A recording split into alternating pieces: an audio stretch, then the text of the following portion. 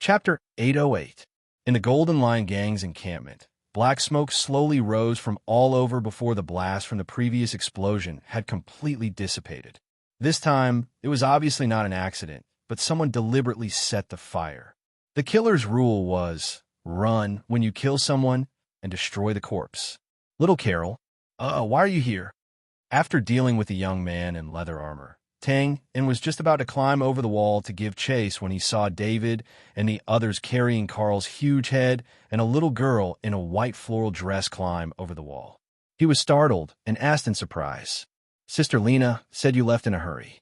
"Something seemed to have happened. I was worried about my brother, so I came over to take a look." Little Carol raised her head, and the strands of hair on her forehead scattered on both sides as she answered matter-of-factly, "Of course. The main reason was that Hansui City was too boring. It would be more exciting to come out with Big Brother Tang in. Well, it was just a little exciting just now.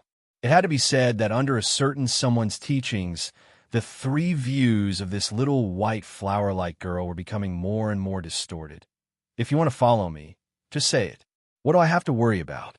Tang naturally knew what little Carol was thinking and couldn't help but grin speechlessly. But now that he was already here, he could only rub her soft hair and give up helplessly. But it's really a coincidence that little Carol came over this time. Hee, this wretch is unlucky. David grabbed Carl's messy hair, lifted his head, and raised it. "You could have chosen any direction to escape, but you just had to run into the blade. TSK. Your courage is commendable." Little Carol came to Moscow under the guidance of a secret organization, but she didn't know the specific plans of Tang and the others, so she could only wander around the city and look for traces. Later, she came over after hearing the explosion. Unexpectedly, as soon as she arrived in this area, she heard someone shouting, "Don't go too far, Mr. Tang." Then, when she came outside the wall, she happened to run into Carl, who had climbed over the wall to escape. In fact, there was no problem up to this point. Little Carol didn't know Carl, so she naturally wouldn't kill him for no reason. However, when that damned Carl saw little Carol, he casually teased her. As a result, little Carol instantly recognized him. This was the same as the murderous roar from before. This guy in front of her was Big Brother Tang's enemy. Thus, a tragedy happened. Come to think of it, it was no wonder that Carl's widened eyes were filled with bewilderment. Who would have expected such a situation? It was just a greeting. Even if he was the bloody butcher, he wouldn't chop someone down with his axe, just because of this. In the end, perhaps he could only be described as trash by David. "Haha, your luck is almost on par with mine." Tang shook his head and laughed at himself. Then he waved his hand. "Find a container, put this head in, and send it to Handi." "All right. By the way, boss, have you found out who the murderer is?" "Yeah, it's a holy head knight commander called Reiser. It should be him." Under such circumstances, there was no need for Carl and the others to lie. In addition, they weren't from the Temple of Light, so this answer was 80% believable. Pause for a while. Tang frowned slightly. But he was transferred back to the temple 2 days ago. F***, we're too late. David, Harry, and the others slammed their palms together, looking depressed. If Reiser had already returned to the North Temple headquarters, then this matter would be troublesome. With the temple's current situation, they would definitely withdraw most of their forces. In this way, no matter how strong the gray space was, it wouldn't be easy to kill them. Inform the secret agency later, and try to find him first.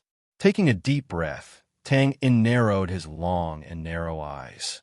If he has indeed returned to the North Temple headquarters, then we'll wipe him out. A strong, murderous intent flashed past, and then it seemed to be forcibly suppressed. He waved his hand. "All right, go and erase all traces. Little Carol, go and help David and the others set the fire. The guard should be here soon. Let's hurry up and leave." "Yes." Harry and the others didn't think too much. They nodded and turned to leave. David looked a little hesitant. He opened his mouth as if he wanted to say something, but in the end, he didn't say anything. Little Carol looked at Tang with some confusion. Although the reason was reasonable, for some reason, She felt that big brother Tang and was deliberately sending her away. Seeing that the people around him had left, Twain turned around and exhaled softly. Phew! Then he clenched his fists. His calm and indifferent face suddenly changed. Sometimes he was as ferocious as a ghost. Sometimes he was as angry as magma. In a short period of time, many negative emotions mixed together. It was really creepy to look at. Outside his body, there were bursts of icy, murderous intent that rose and fell. When it rose, it was like surging waves, overturning rivers and seas. When it fell, it was as if the clouds stopped and the rain disappeared. Everything was normal. He stretched out his finger and kept tapping between his eyebrows. Focus, focus. I'm an insulator. I'm a block of ice. You can't do anything to me. Just leave obediently. He talked to himself as if he had gone crazy. This state was undoubtedly abnormal. With Tang In's current state of mind, if he wanted to restrain his murderous intent, even if a cultivator of the same realm stood in front of him, they would only treat him as an ordinary person. But in this situation, his murderous intent seemed to be out of control. In fact, his murderous intent was only passive. The main cause was his emotions. As for the root of all this, it was the eye of disaster. Everything had two sides, and the eye of disaster was the same. Tang In was actually mentally prepared for the possible negative effects of this thing. That was why he had done all kinds of experiments before to slowly test the eye of disaster's depth. But the sudden death of Handy at the hands of the temple disrupted Tang In's original plan. Handy's identity was special. He was a brother who had gone through life and death with him. So no matter what, Tang In couldn't choose to endure. He could only fight back. He had to fight back relentlessly. Only then could he calm the anger in his heart and make his thoughts clear again. As for the content of his counterattack, what could be more satisfying than completely shaking the temple's foundation and even driving it out of the north? Without hesitation, Tang In used the eye of disaster that he had just mastered. Therefore, the believers in more than 10 cities rioted one after another, breaking taboos, flattening churches, killing clergymen, and ruthlessly removing the last layer of the temple's cover. There was no doubt that the effect was as smooth and huge as expected. It wasn't just the cities that were encouraged. The believers in the surrounding cities also began to follow suit after hearing the news. It was like digging a hole in a riverbank. The torrent spread wantonly and eventually tore the hole wider and wider, gradually becoming unstoppable. But it was also at this moment that Tang In suffered the backlash of the eye of disaster. When provoking the believers, Tang In usually used an excuse and then focused on conveying anger, endless anger, extreme anger, and other negative emotions. In the end, the believers completely lost their rationality and became slaves to their emotions. But what Tang In didn't expect was that the negative emotions sent out by the eye of disaster would return after being infected and strengthened. Some were digested by the eye of disaster and turned into leveling up nutrients. Some of them were directly stuffed into Tang In's hands. It felt like a child who had received something good. On the one hand, he couldn't bear to part with it, so he secretly hid some. On the other hand, he was extremely righteous and shared some with his good friends, regardless of whether the other party was willing to accept it or not. There was no doubt that the accumulation of negative emotions was extremely terrifying. Many talented warriors had overcome bottlenecks in their cultivation one after another. But because of their state of mind, they couldn't make any progress and would regret it for the rest of their lives. In the worst case, they would become half crazy and half crazy.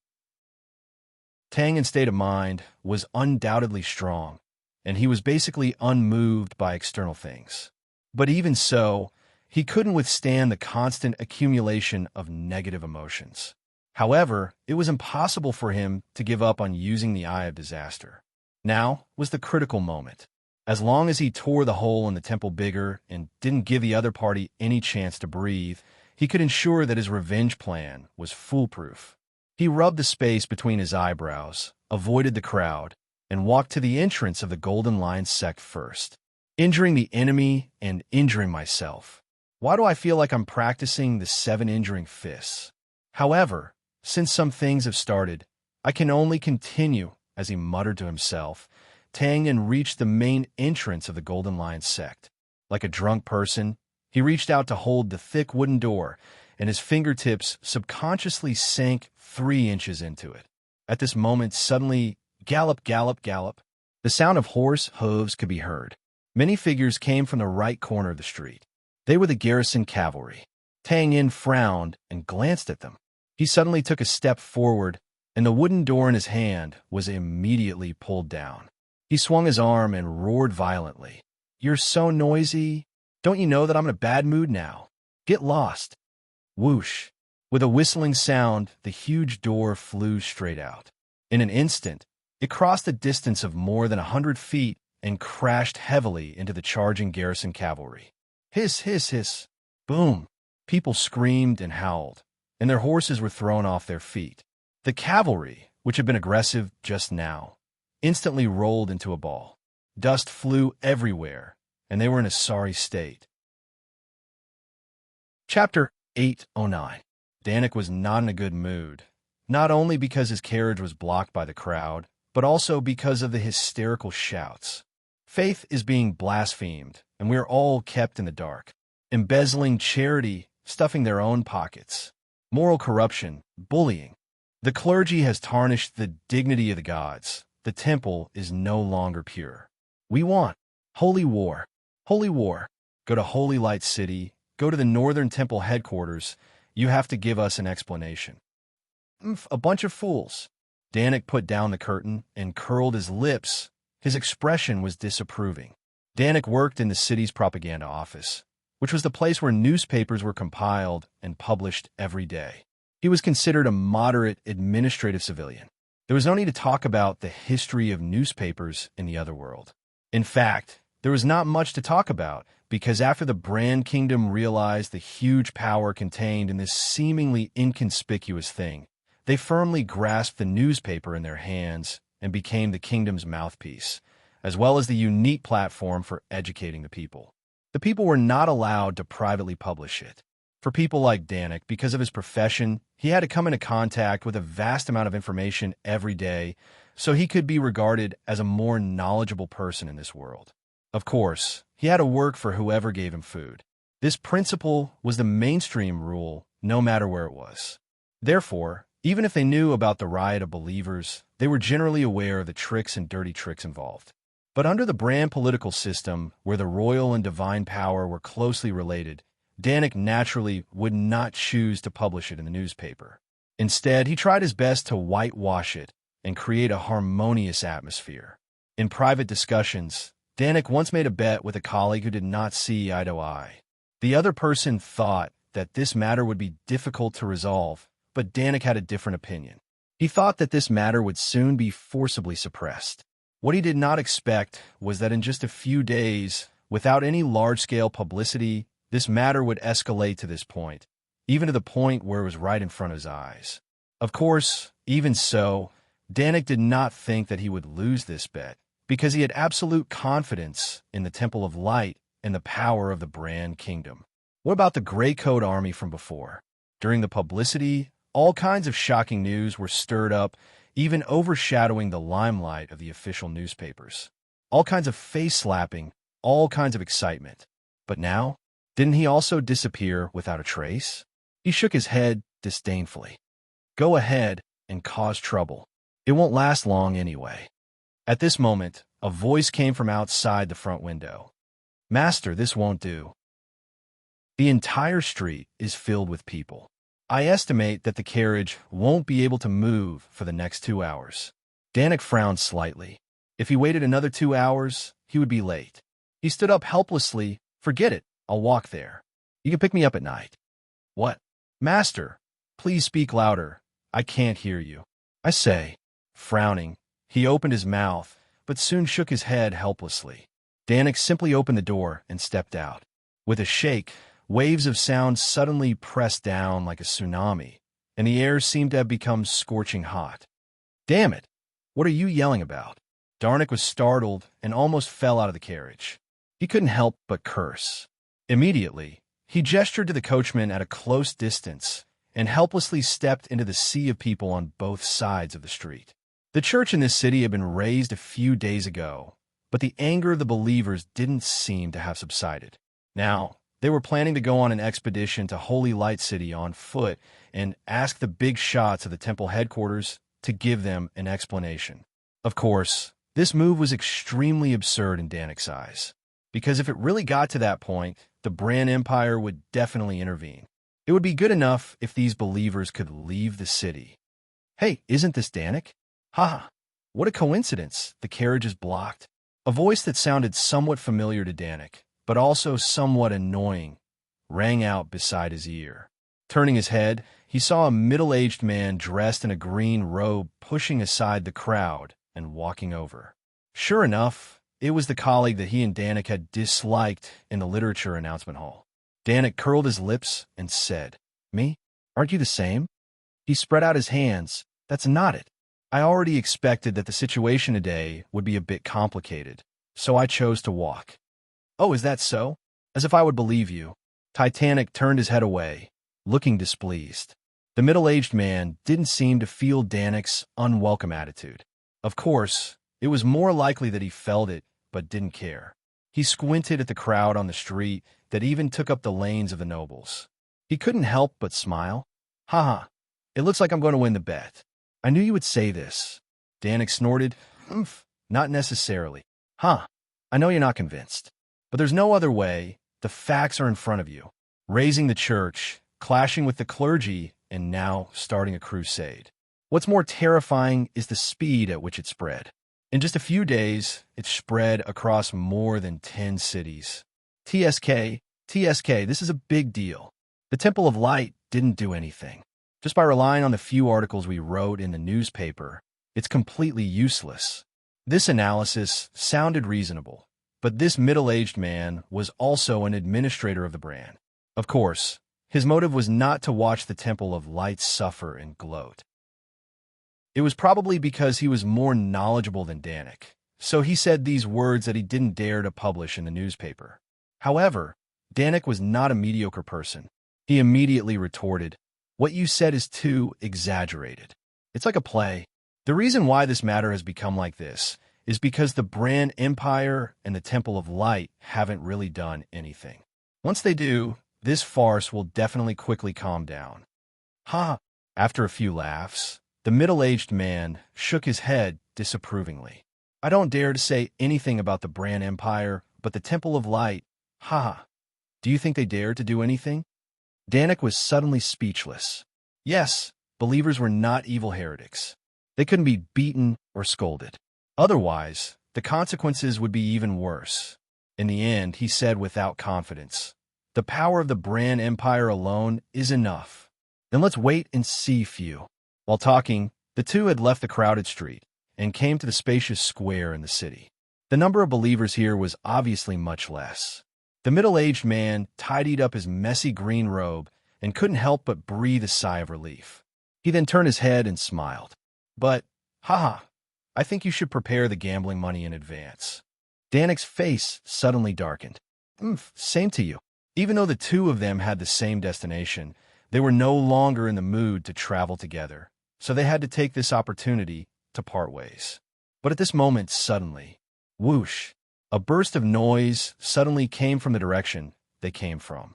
Although they didn't know what happened, the noise that suddenly increased by countless decibels was obviously abnormal.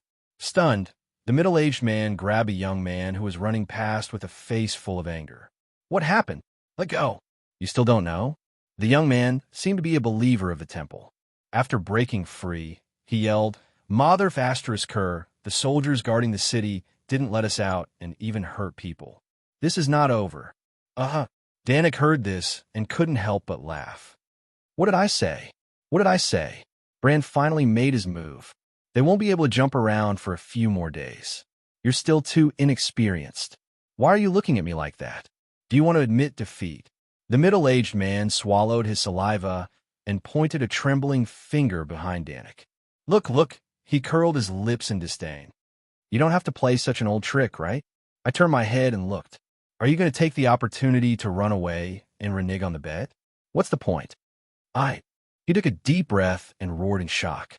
"Why don't you F asterisk king look? Yo, you're acting more and more like it. What can I do if I look?" Danik turned his head, and his body suddenly shook violently. His face was fixed with a dumbfounded expression. In his line of sight, on each of the main roads leading to the square in the center of the city, the densely packed crowd was like ants, but also like rivers, seas, and lakes.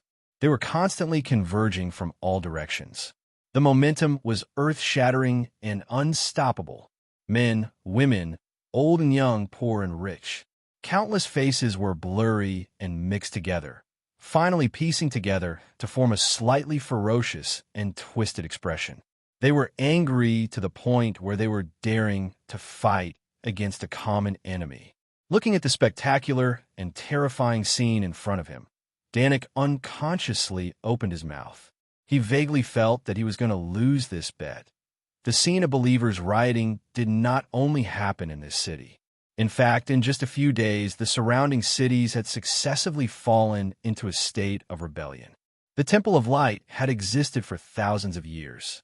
The seeds of faith that had spread were deeply rooted in the hearts of the people on the continent.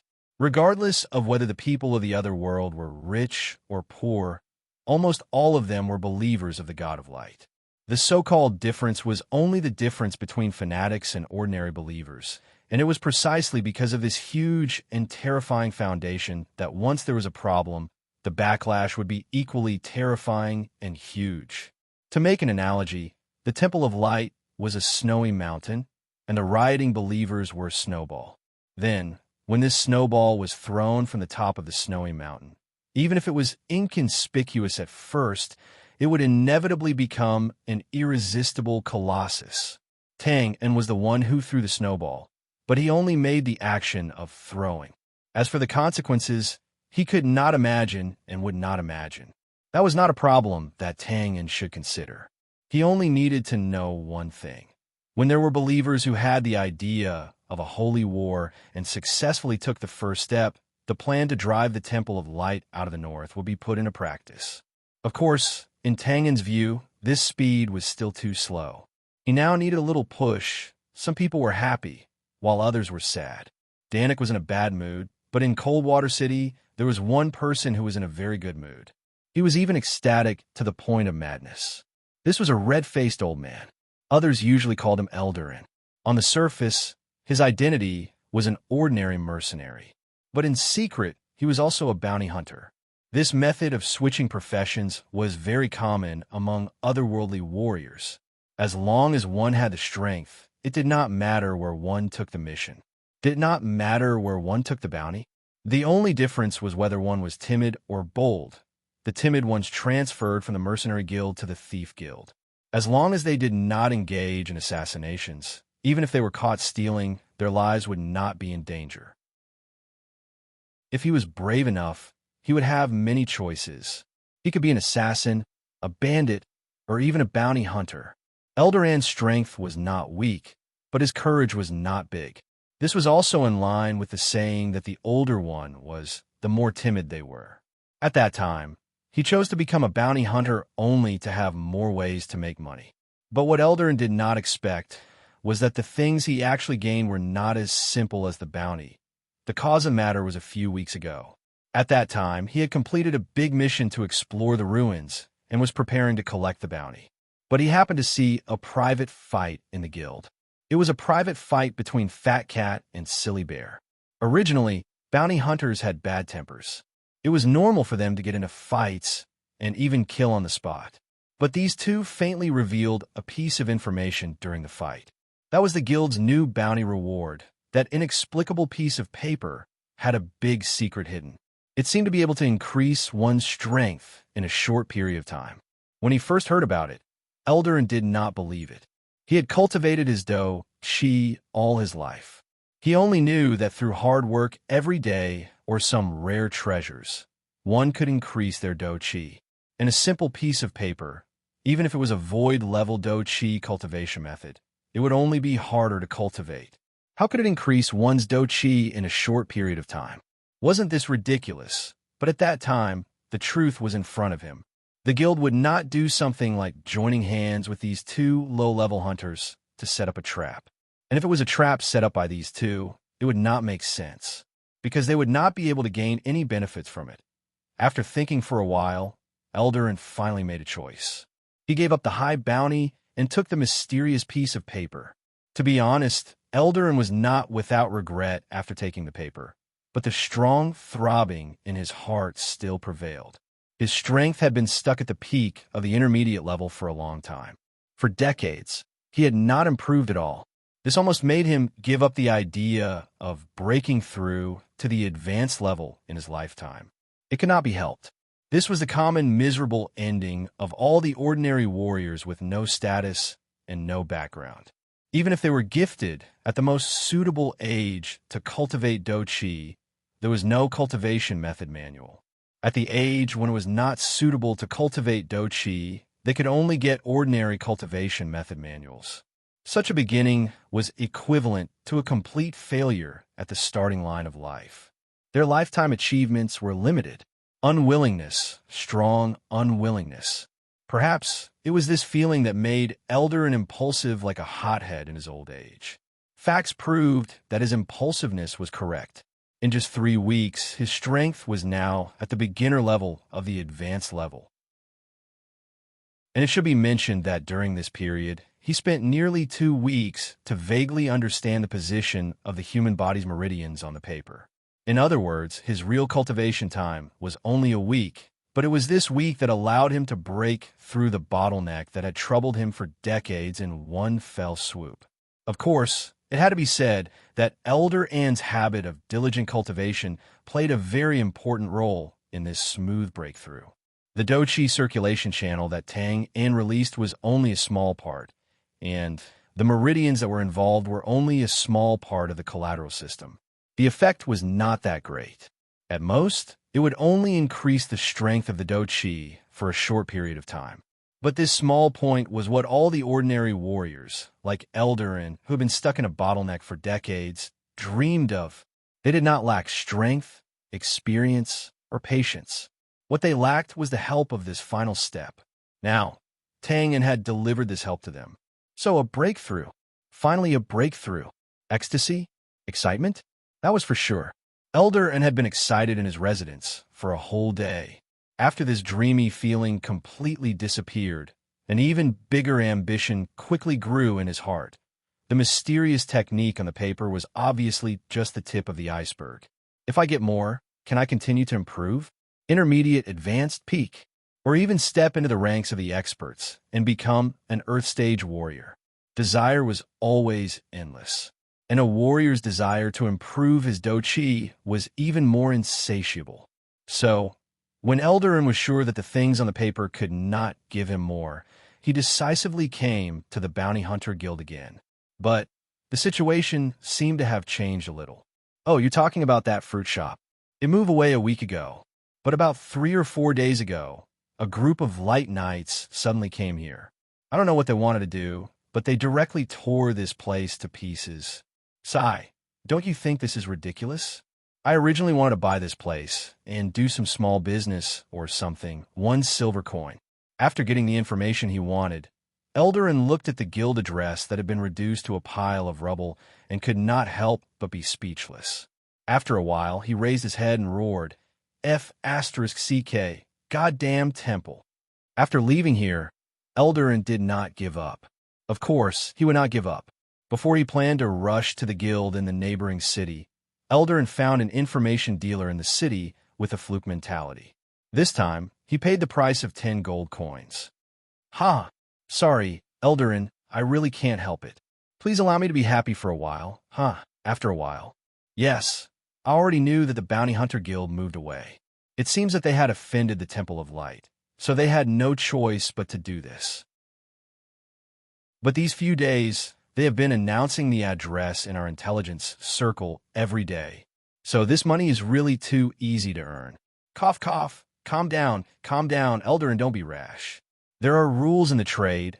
I definitely did not mean cheat you. Eldarin was expressionless. The gleaming dagger in his hand continuously turned. Address. If you don't want to lose the thing that makes a living, Yes, the tongue. Ah. Room 3 of the Night Rose Inn, Brightstone Street. Dogtail Alley, Night Rose Inn, Room 3. Yes, a friendly reminder, their address changes almost every day. So if you don't want to pay 10 gold coins, it's best to go there today. See, I still have professional ethics. Chapter 810. Byron had been having a hard time recently. Of course, it wasn't just him. The bishops of the Northern Temple were the same. Now that the Northern Temple was in such an awkward situation, they, as the highest leaders, naturally had to bear the responsibility. In other words, it was precisely because the current situation was becoming more and more intense that they could only shoulder such a huge responsibility. It was impossible to find a scapegoat to dodge the blame. But when did this situation start? Oh, it was that damned vicar who forged miracles, and then all kinds of rumors about the clergy were exposed. Then there was the matter of the Bounty Hunter Guild, followed by Sylvia's betrayal, and the temple headquarters was in chaos. The believers rioted and destroyed the churches, and now there was a movement to drive the temple out of the north. Ridiculous. Ridiculous. These believers are crazy, completely crazy. Holy war? Is a holy war something they can call? Suppress. We must suppress. Let the brand take action. I don't believe we can't suppress these idiots. In the side hall, in the high-level meeting room, Byron waved his fists and walked around, looking angry and anxious. The so-called important people, when faced with serious challenges, were no different from a shrew. Most of them hung a mirror behind their heads and only looked at others, not themselves. Enough! What's the use of saying this now? The brand. When the brand empire intervenes, where will the temple's face go? Can we still sit here in peace? The bishop with a white beard frowned and said with a depressed expression, probably because they wanted to keep them in charge of the situation, the temple headquarters did not immediately condemn the bishops after learning about the situation here. It was a blessing in disguise. But as long as one's brain wasn't damaged, anyone could see that this luck wouldn't last forever. If Byron could control the situation in time, there was still a chance to salvage the situation. But looking at the current situation, well, there was probably no hope. Then what do you think we should do? Yes, you're right. Although Byron was scolded, he naturally didn't have time to think about it. He seemed to have thought of something and turned to roar outside the hall. Still no news? Idiot. Go out of the city and investigate. Immediately, immediately, immediately. Yes, yes, yes.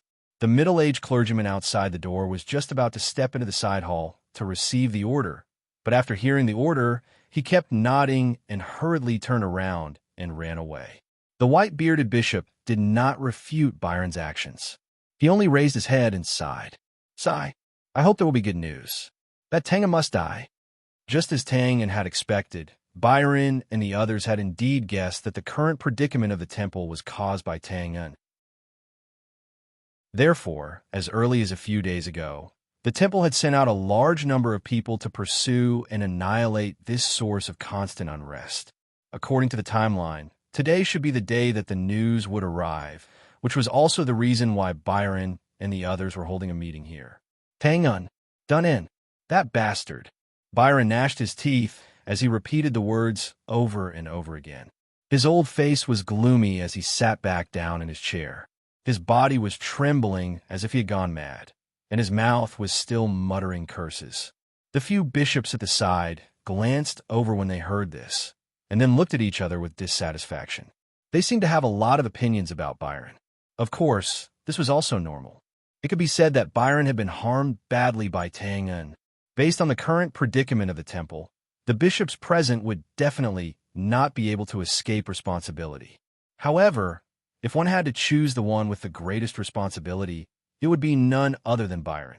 The temple's elite team had been completely wiped out, and Tang had disguised himself as Zachary and come to the temple to be punished. Because Byron had accepted bribes, Tang had escaped punishment in the end. Sylvia had gone berserk when she returned, and had wanted to kill Tang on the spot by accident. Because Byron had stopped her, Tang's true identity had not been exposed. On the night of the temple's chaos, the Judgment of Light had been the best time to eliminate him. Because of Byron's previous connivance, Tang In had snuck into the forbidden grounds of worship and stolen the demon's skull, which had ultimately caused the collapse of nearly half of the temple's buildings. There was also the Eye of Disaster, which was related to the temple's layout and the recorded evidence that had caused the believers to riot. Everything was because of Byron. If one were to pursue responsibility for this matter in the end, the other bishops still had some hope. They might be able to save their lives by relying on their connections and meritorious deeds. However, Byron definitely did not need to think about it. He would definitely be sent to the court of justice. Of course, the current situation was not suitable for meaningless quarrels, so the bishops could still barely suppress the dissatisfaction in their hearts. However, if the situation still did not improve, then they could not be blamed for being merciless and taking the initiative to expose and report things. Just as the bishops were silently making plans in their hearts, the sound of hurried running broke the temporary silence. It was the middle-aged clergyman who had left and returned. So fast, the eyelids of all the bishops trembled, and Byron quickly jumped up from his seat and hurried forward to welcome him. "Is there news? How is it? Is that damn Tang dead?" A series of questions were asked, but the clergyman acted as if he did not hear them. He cried out miserably, "Yes, sir. Someone from the headquarters is here. Someone from the headquarters is here. They're already outside the temple." As soon as he finished speaking, Byron took a few steps back. His old face instantly turned pale, and his legs gave way. He sprawled on the ground and muttered unconsciously, "It's over. It's all over now." Someone from the Temple of God would naturally not be here to present an award. Just by looking at the manner in which they had arrived without a greeting, it was obvious that they were not here with good intentions. And looking at the current situation, there was no doubt that they were here to condemn him. The expressions of the other bishops in the hall changed drastically when they heard this. Most of them who had just stood up swayed and fell back into their chairs. At this moment, the white-bearded elder's eyebrows suddenly twitched, and he asked anxiously, "How many people are here? Who's leading them?" The middle-aged clergyman was stunned and replied subconsciously, "There should be close to 1,000 people here. Who's leading them?" I think it's Archbishop Varen." He suddenly screamed, "Teacher Varen? Are you sure it's Archbishop Varen?" Byron, who had been deathly pale a moment ago, suddenly jumped up as if he had been revived from the dead. He hurried a few steps forward and grabbed the lapels of the middle-aged clergyman's long robe. With an excited expression, he roared hoarsely, "Are you sure you're not mistaken? Tell me, you're not mistaken." Aye. I'm not sure, but I think it's him." Although the middle-aged clergyman's position was not low, how could he have been in contact with the big shots of headquarters for a long time? In addition, he had panicked when he saw such a large group of people coming over. He had immediately run back to report without taking a closer look, so his tone was naturally very hesitant. "Trash!" Byron pushed him away and ran out of the hall. The other bishops also came back to their senses at this moment. They got up one after another and went to greet him, their expressions somewhat worried. The reason for this was simple. For Byron and the others to be able to get to where they were today, in addition to their ability, their background and connections were naturally indispensable. And if the person who had come was really Archbishop Varen, then Byron's expression would be easy to understand. This was because Varen was Byron's magic mentor and also a big shot of headquarters who stood behind him. As a result, the implications of this were quite interesting. Based on the mistakes that Byron had made, no matter who it was, they should have been doomed. But now, the person who had come was Byron's magic mentor. Did this mean that there was still a chance for this matter to turn around with motivation? Byron and the others, with their old arms and legs, ran rather quickly. Soon, they arrived at the square in front of the temple and bumped into a large group of people. He looked around. With an uncontrollable chuckle, Byron's muddy old eyes stared straight at the center of the crowd. There was a white-haired old man in a red robe and holding a crystal scepter in his hand. He could not help but look ecstatic. That was his magic mentor, Archbishop Varen, who truly stood at the top of the pyramid of the temple. But then, when he saw clearly that it was the Knight of Light who was communicating with Varen, Byron's body suddenly trembled, and his joy gradually disappeared. That was because it was the person who had come to report the news that they had been waiting for a long time. He did not expect that he would run into someone from headquarters. Byron's heart once again sank into a state of worry, and he quickly walked over. As he approached, the Knight of Light's slightly nervous voice was heard. Too late. By the time we went to encircle and suppress the occupied guild, the other party had already retreated in advance. Then, before we could search the place, we were attacked inexplicably. We suffered heavy losses. He shrieked. What? When Byron heard this, his vision suddenly darkened. He tripped and fell head first onto the ground. Bang! Peach blossoms bloomed all over the ground. Chapter 811. It was a small interlude. Soon, Byron was helped up by the bishops who follow behind him. Then, a white ray of healing light lit up. Although the pool of blood on the ground looked like rotten peach blossoms, it was indeed a ghastly sight. But in fact, it was just a flesh wound. With a healing spell, even the damaged flesh swelled back. Byron did not faint, but it was impossible for him to regain consciousness immediately. After all, he was old, and this fall was too hard. He would definitely have a concussion or something like that. The commotion here naturally attracted a lot of attention.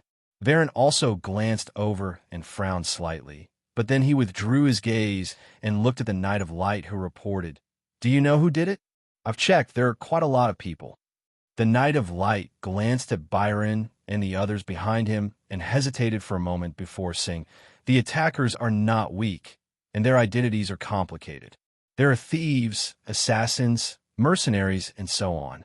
They are not from the same organization. But most of them are bounty hunters."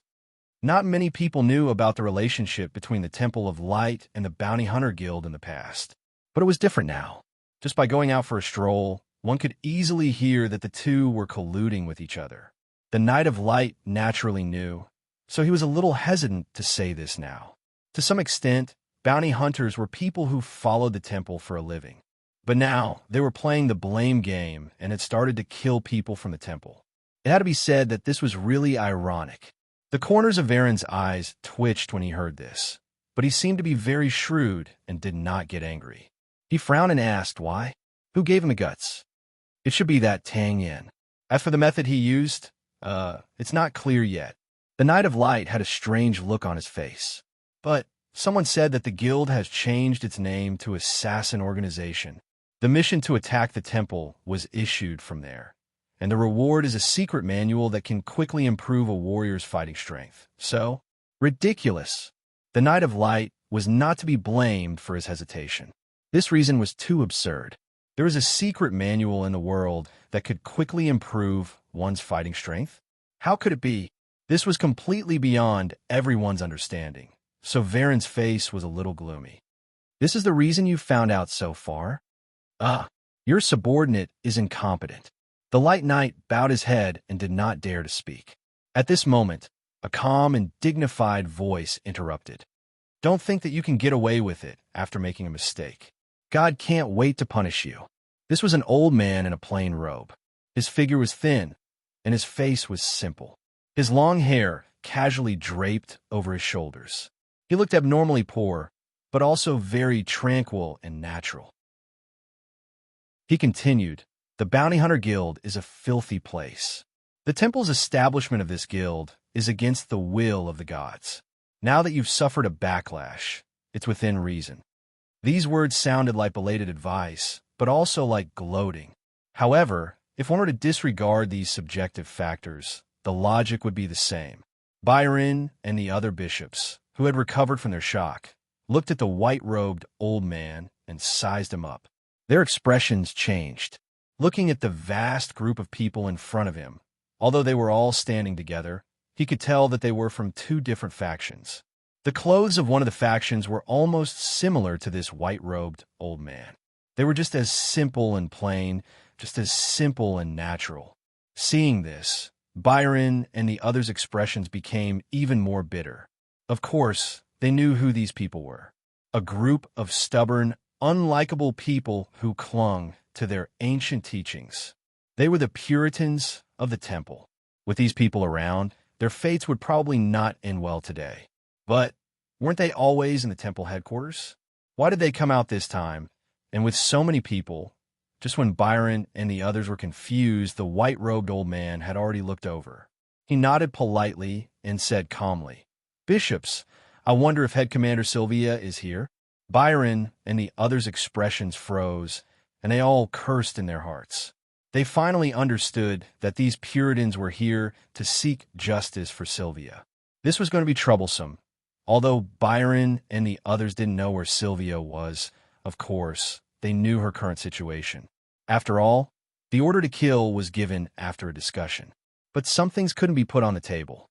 Byron and the others dared to call Sylvia a traitor in front of the believers, but they definitely didn't have the guts to do the same in front of the Puritans.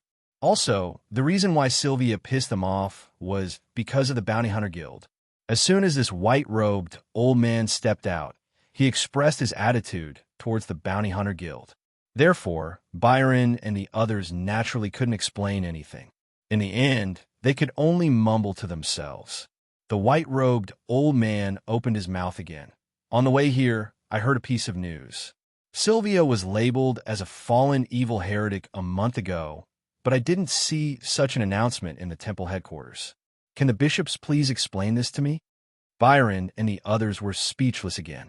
It was still the same logic. Not everything could be put on the table.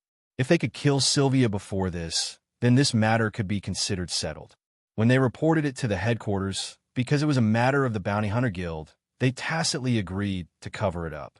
But before Sylvia died, they definitely wouldn't dare to announce it to the headquarters.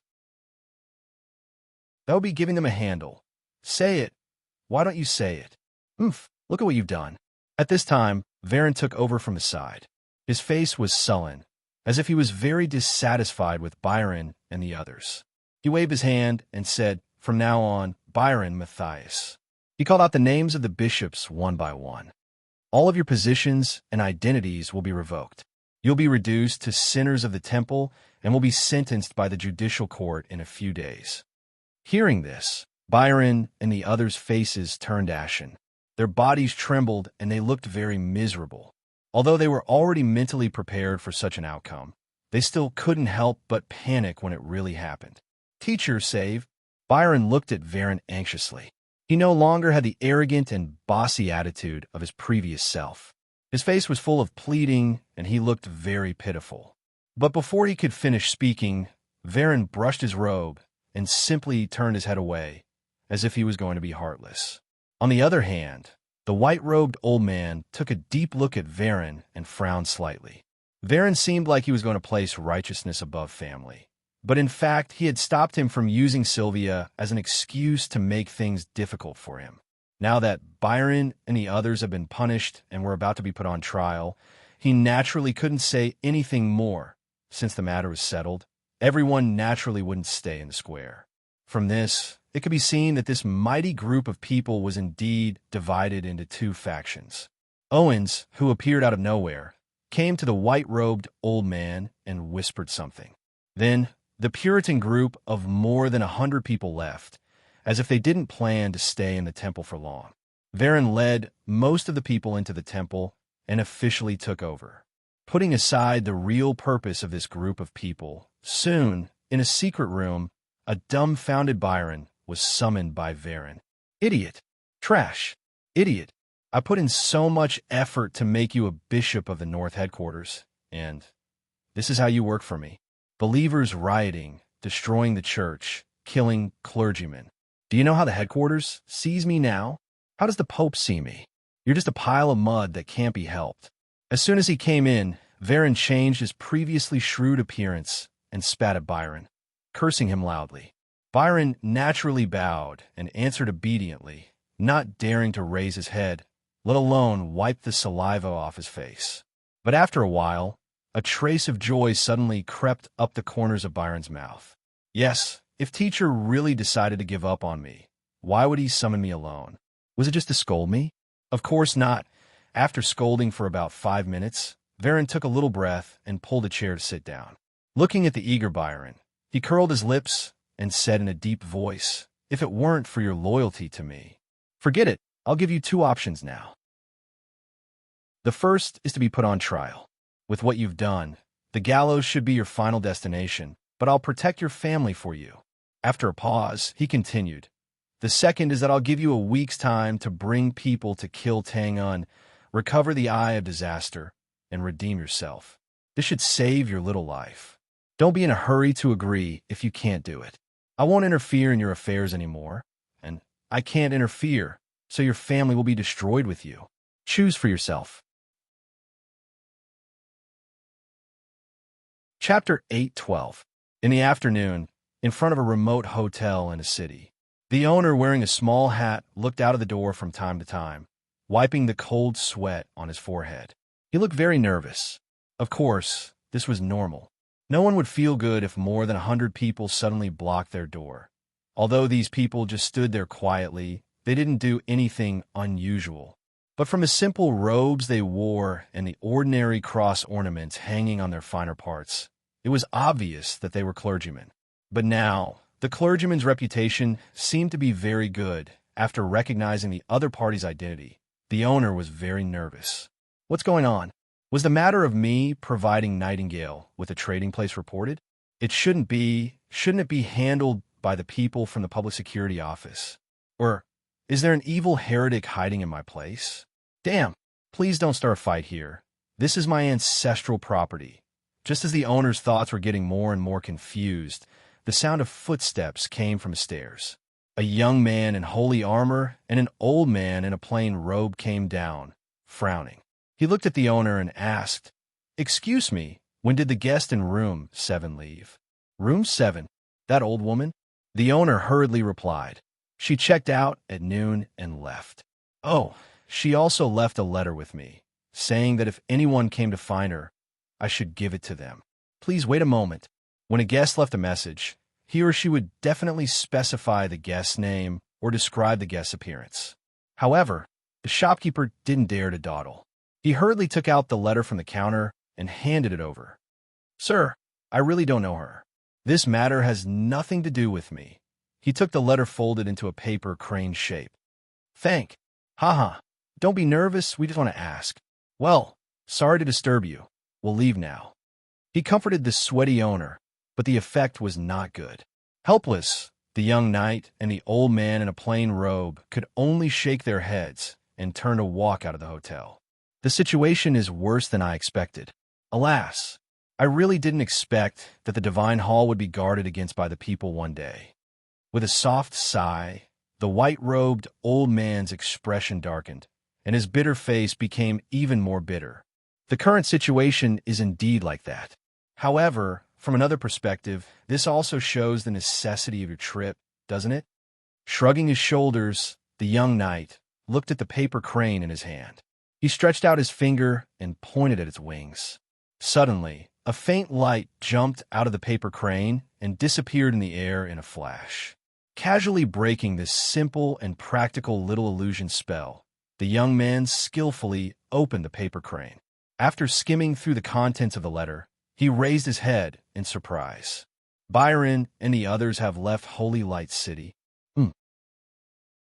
Wasn't he just removed from his post this morning, awaiting the judgment of the judicial court?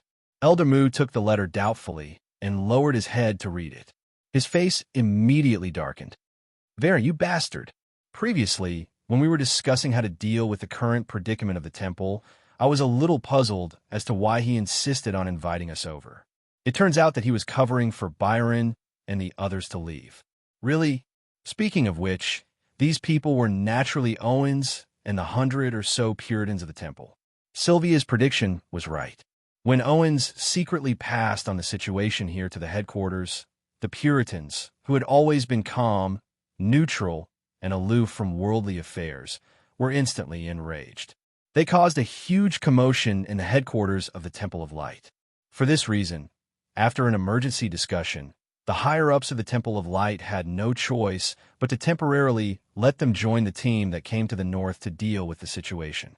Of course, Elder Mu and the others' primary objective was to ensure Sylvia's safety. They would care about other things later. As for how to deal with the situation in the north, it was in Varen's hands. Who would have thought that Varen would use this as an excuse to secretly let Byron and the others, who were awaiting trial, out? The content of the letter was Sylvia's message. She said that she had already gone to track down Byron and the others and wanted to capture them alive to clear her name.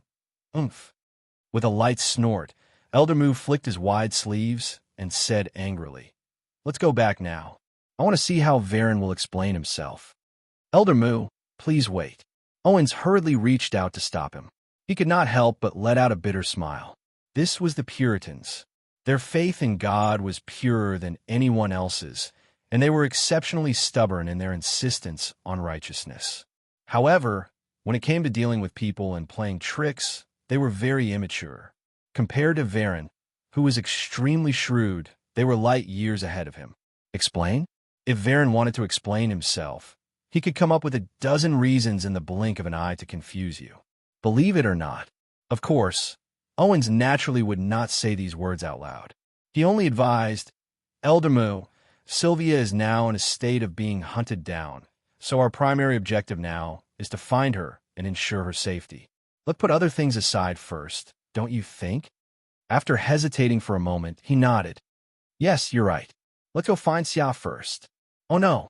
Halfway through his words, Eldermoo seemed to have thought of something. His expression changed abruptly. "Knight Leader Sylvia is in danger." You don't know." Because of this incident in the north, Varen brought out many experts from the headquarters. The reason why Byron left Holy Light City must be because Varen wanted him to redeem himself and save his life.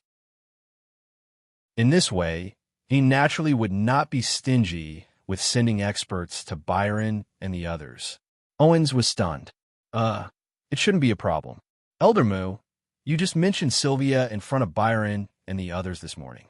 Since they want to save their lives, they shouldn't risk angering you and killing her." Eldermoo waved his hand to interrupt him. His expression was anxious. "They don't dare, but the others might not. Road is also here this time. Quick, find out where Byron and the others are." "Who?" "Wait."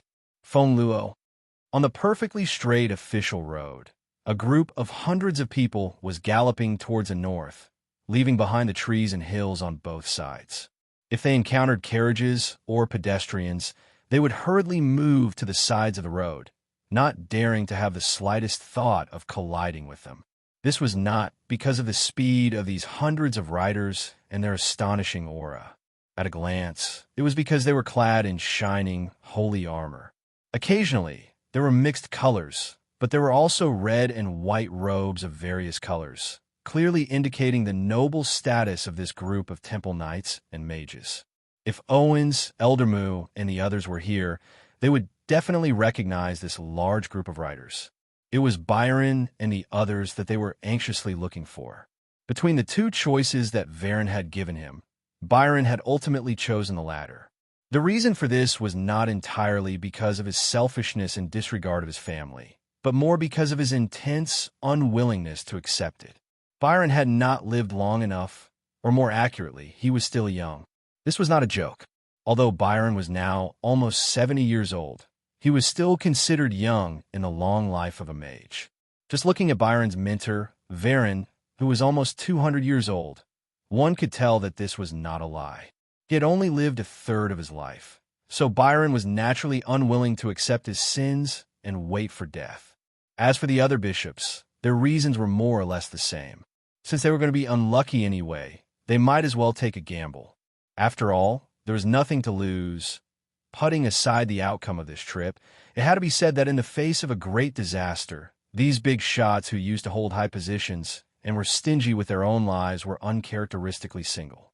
Of course, while their ambitions were heroic, reality was also cruel. Not long after, a bishop was the first to be unable to bear the bumpy ride on the horse. His old face flushed red, and he panted like a cow, as if he would pass out in the next moment. Rest for a while. Huff. I can't take it anymore. There was no other way. Although they were still young compared to the long lifespans of mages, their bodily functions had all been affected.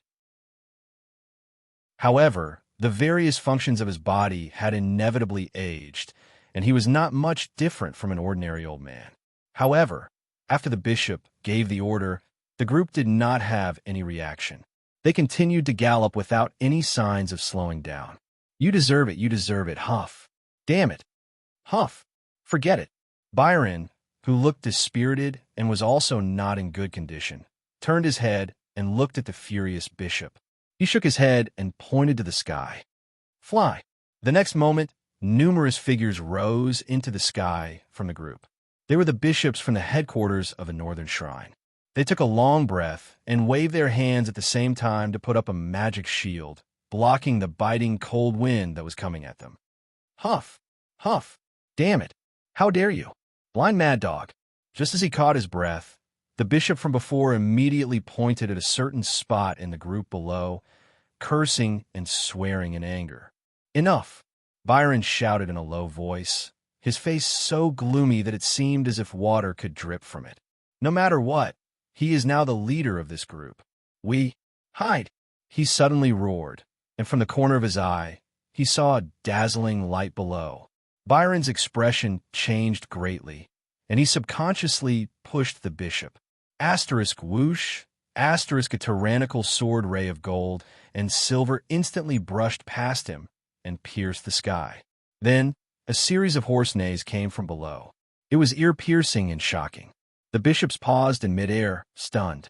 They looked down and saw that the galloping group had come to an abrupt halt. A figure holding a large sword looked up at them and waved his hand casually. Then he jumped off his horse. Byron opened his mouth, but his expression seemed to be hesitant. In the end, he said dejectedly, "Let's go." After saying that, he dispersed the magic shield and slowly descended. When the bishops descended, that person was already not far in front of them. Judging from his face, it was a feminine and handsome young man. His messy hair covered half of his eyes, and he did not wear holy armor like the other knights of light. Instead, he wore a simple black shirt that half exposed his chest. At this moment, he was walking with his head tilted and rubbing his earlobes. His footsteps were disorderly, and he looked a little strange and evil. Byron and the rest naturally recognized this person. Although they far surpassed him in terms of status, their gazes couldn't help but shrink back in fear when they looked at him. This young man was called Rode, a knight of the temple. His strength was not weaker than any active holy head knight. In particular, his talent in fighting chi was outstanding. He was a rare genius who could cultivate two types of fighting chi at the same time. But as the saying goes, there was often only a fine line between a genius and a madman. Perhaps it was because he cultivated two types of fighting chi, but this person's nerves were severely fractured and abnormal. He had made a lot of shocking achievements, but at the same time, he had made countless mistakes that made people speechless. He was recognized as a madman in the temple, Madman Luo. It was also because of this that Rode was not able to enter the ranks of Holy Head Knight. Of course, his status was not high, and he was only an ordinary knight of the temple. But in the temple, there were very few people who dared to provoke him. The reason was simple. You can't provoke a madman. Who knew if this guy would be in a bad mood one day, or if he was in a good mood and happily decided to make an example out of you? And now, this madman waved the double-edged sword in his hand and enthusiastically greeted, "Hello, everyone. From the time we set off until now, I only came to say hello. You don't mind, do you? I don't think so. After all, the way I greeted you is so sincere." Bastard. The bishop, who was almost hit by the sword, rushed out and grabbed Rhodes' collar with an agitated expression. "Do you know what you're doing? You almost killed me just now. Oh, it's not that exaggerated. At most, I only broke your magic shield. How would I dare to kill you?" But Rhodes' upper body leaned back to avoid the flying spit.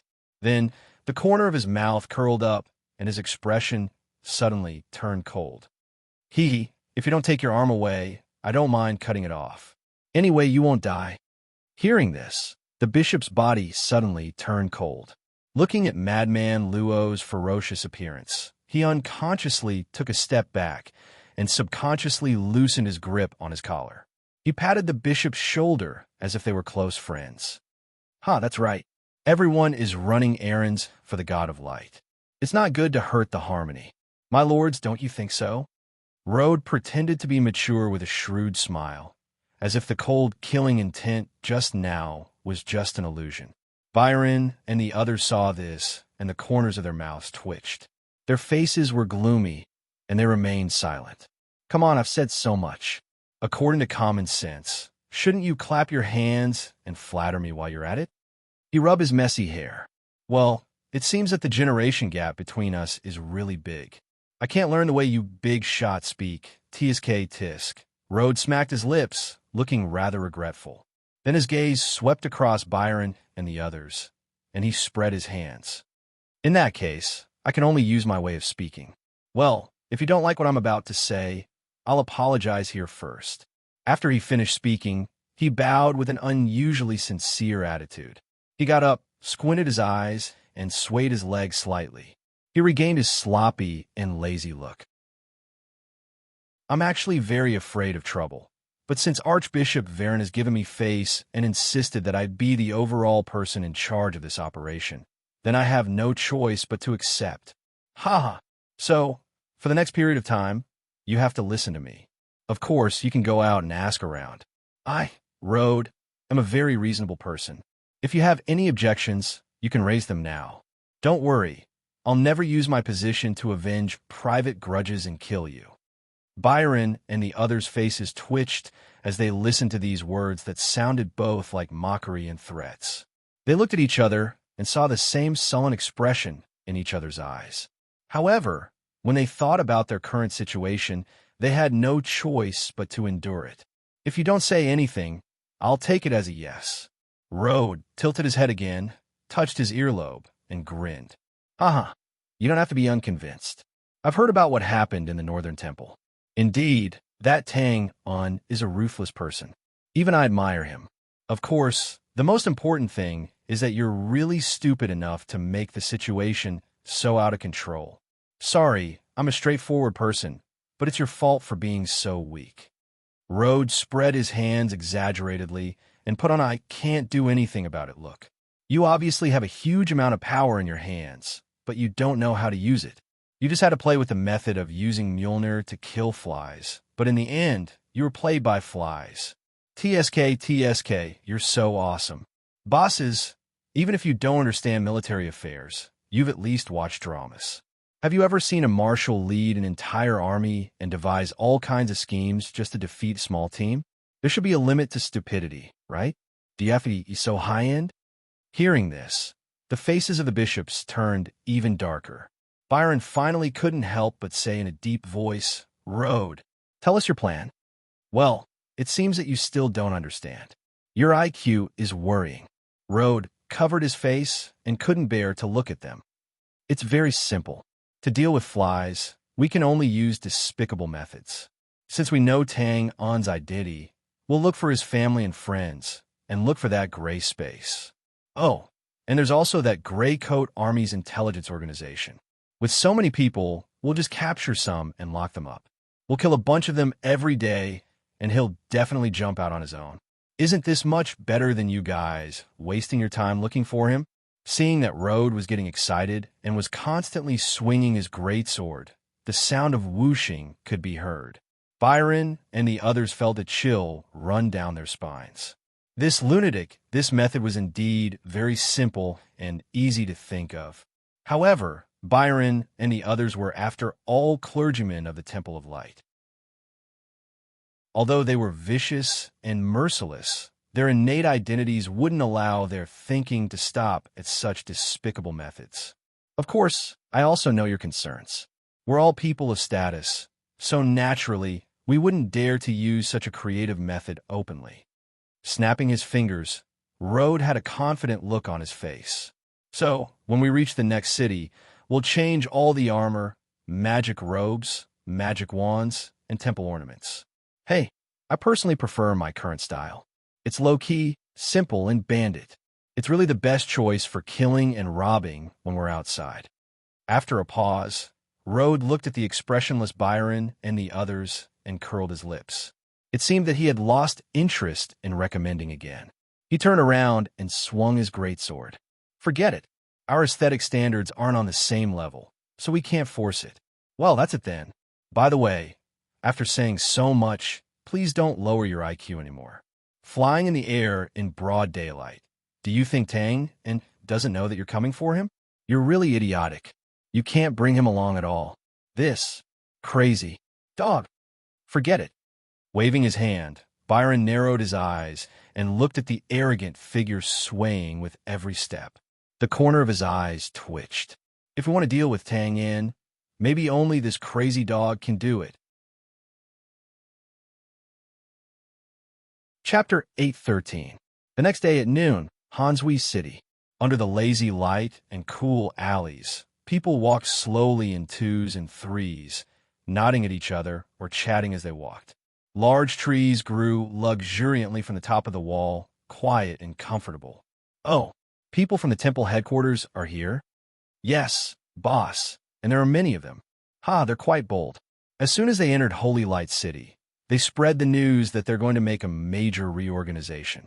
On the same day, they arrested more than 30 clergymen from the surrounding cities and held a trial in the square under the gaze of countless believers. They were all hanged without any hesitation. TSK, TSK. After that, they launched a large-scale publicity campaign to guide public opinion. The winds in the world have changed a little because of this. After a pause, the two people who were talking turned their bodies to the side and nodded with a smile, avoiding the Annie who was walking towards them. Then an ordinary-looking young man chuckled. Hee, good crisis, par. He scratched his head. What's the crisis about? Oh, nothing. Needless to say, these two people were naturally Tang, An, and David. After walking for a while and not seeing anyone within 100 feet, David scratched his head and asked, Boss, how should we deal with this? Haha, it's very simple. Based on the evidence, choose a few more influential victims and directly presume guilt. Then continue to spread the news. The situation has developed to this point. It's impossible to reverse it with just some small tricks. Well, it's too late. Unless the other party is really ruthless enough to kill most of the clergymen or kill us directly. Speaking up to here, Tang Yin's footsteps suddenly stopped and his brows furrowed. After taking a step forward, David turned back in surprise. What's wrong, boss? I hope I'm overthinking. Well, send more people to pay attention to the movements of the people from the temple headquarters. Boss, are you saying they still have a backup plan? I don't know. I only know that there are still many smart people in this world. Tang Yin narrowed his long and narrow eyes. If we can see that this small trick won't affect the overall situation, as long as the other party is not stupid to a certain extent, of course, they can also see it. But why do they still want to do this? No matter how I think about it, it seems like they're doing it for us. Tell our brothers to be more careful and be prepared. Okay, I'll go now. Although it was just a guess, David still nodded without hesitation and turned to leave. There's no hurry. Don't always do things in such a hurry. Tang Yin waved his hand helplessly to stop him. Hanshui City is hundreds of kilometers away from Sanctum Light City.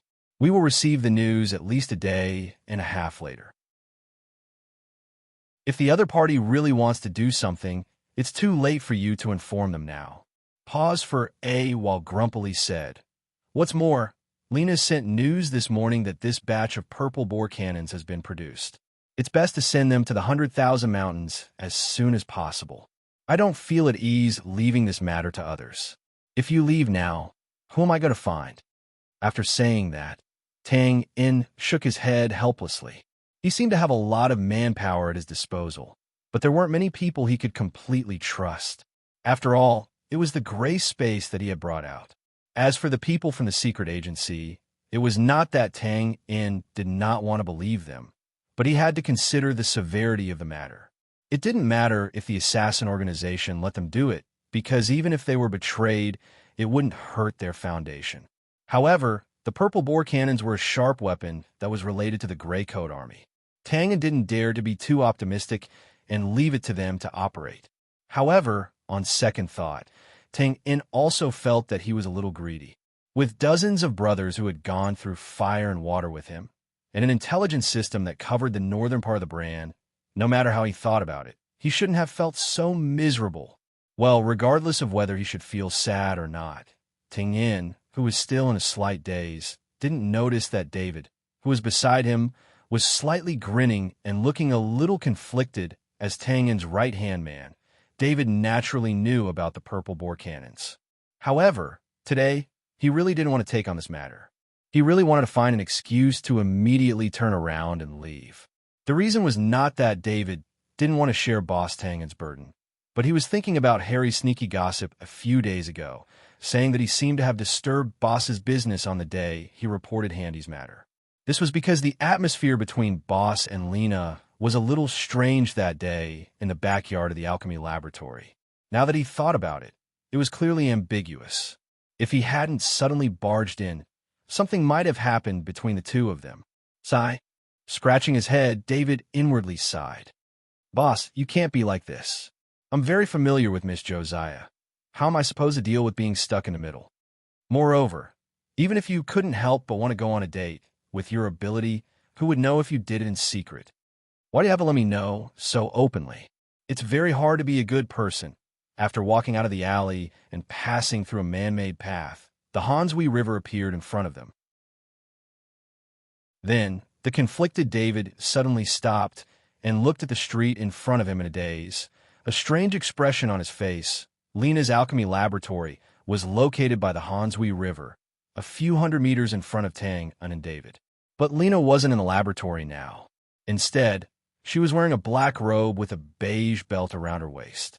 She stood gracefully on the right side of the street, occasionally stroking her hair and smiling warmly and courteously, displaying a charm that would draw people's attention. Of course, this wasn't the main point. The main point was that there was a youth standing in front of Lena, spreading his hands and laughing. The two seemed to know each other, and the scene was harmonious. And from this youth's luxurious clothes and the exquisite carriage parked not far away, it could be seen that his family was very well off. He was either rich or noble. David stared blankly and secretly looked at the expressionless or calm Tang Yun beside him. His heart couldn't help but skip a beat. The situation didn't seem good at this time. The corners of Tang Yun's mouth suddenly rose, and he chuckled twice. He then shook his head slightly and walked over. Isn't he laughing out of anger? This is a big problem. Sigh. Lena, since you've already done it with Boss, why bother with others?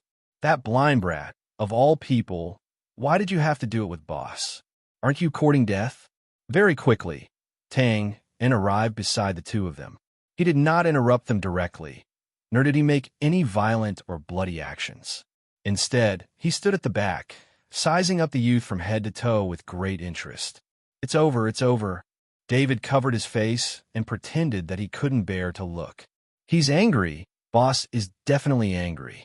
He's looking for a good place to start. This guy will be bettered in for at least a month, no, half a year. David, who was lamenting the youth's tragic fate, didn't see that after Tang Yun walked over, he winked at Lena, who had a relieved expression, and the corners of his mouth rose. No wonder you need so many metal ores.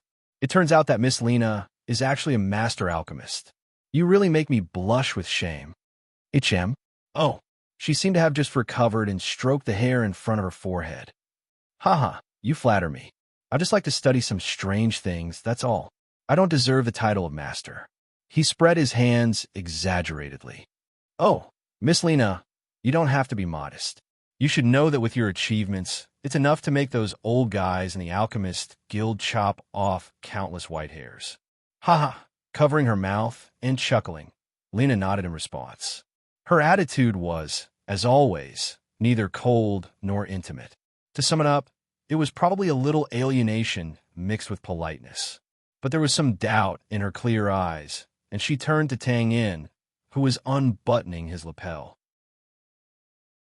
However, the rich youth obviously didn't realize this, nor did he notice the arrival of Tang Yun. After a few words of conversation, he muttered to himself and smiled gently. Miss Lena, you should know that my family's main business is metal ores. So I happen to know that there will be an industry gathering in Hansui City recently. There will be many strange stones and iron ores. I think Miss Lena will be interested. How about I pick you up at that time and we go together? Considerable wealth elegant behavior, appropriate words. Obviously, this young man must have painstakingly prepared for this meeting. Now that he said the reason, it was not easy to refuse. This, pa. A palm was placed on the young man's shoulder, and he laughed mockingly. Hey kid, picking up girls? The saying of picking up girls was too trendy and straightforward. The rich youth couldn't help but be stunned when he heard it. He turned his head and saw an ordinary-looking young man with a wicked smile on the corner of his mouth. His clothes were half exposed, and he looked like a scoundrel, winking at him and smiling mischievously. Who are you? No way. You're picking up girls on this street, and you don't know me? He leaned back and spread his hands exaggeratedly. Newcomer? Haven't you heard of me? The god of picking up girls, nicknamed the Ruthless Playboy, the little white dragon with the cold mercury silver spear? What dragon? A lot of messy words were thrown out, and the rich youth was obviously a little confused.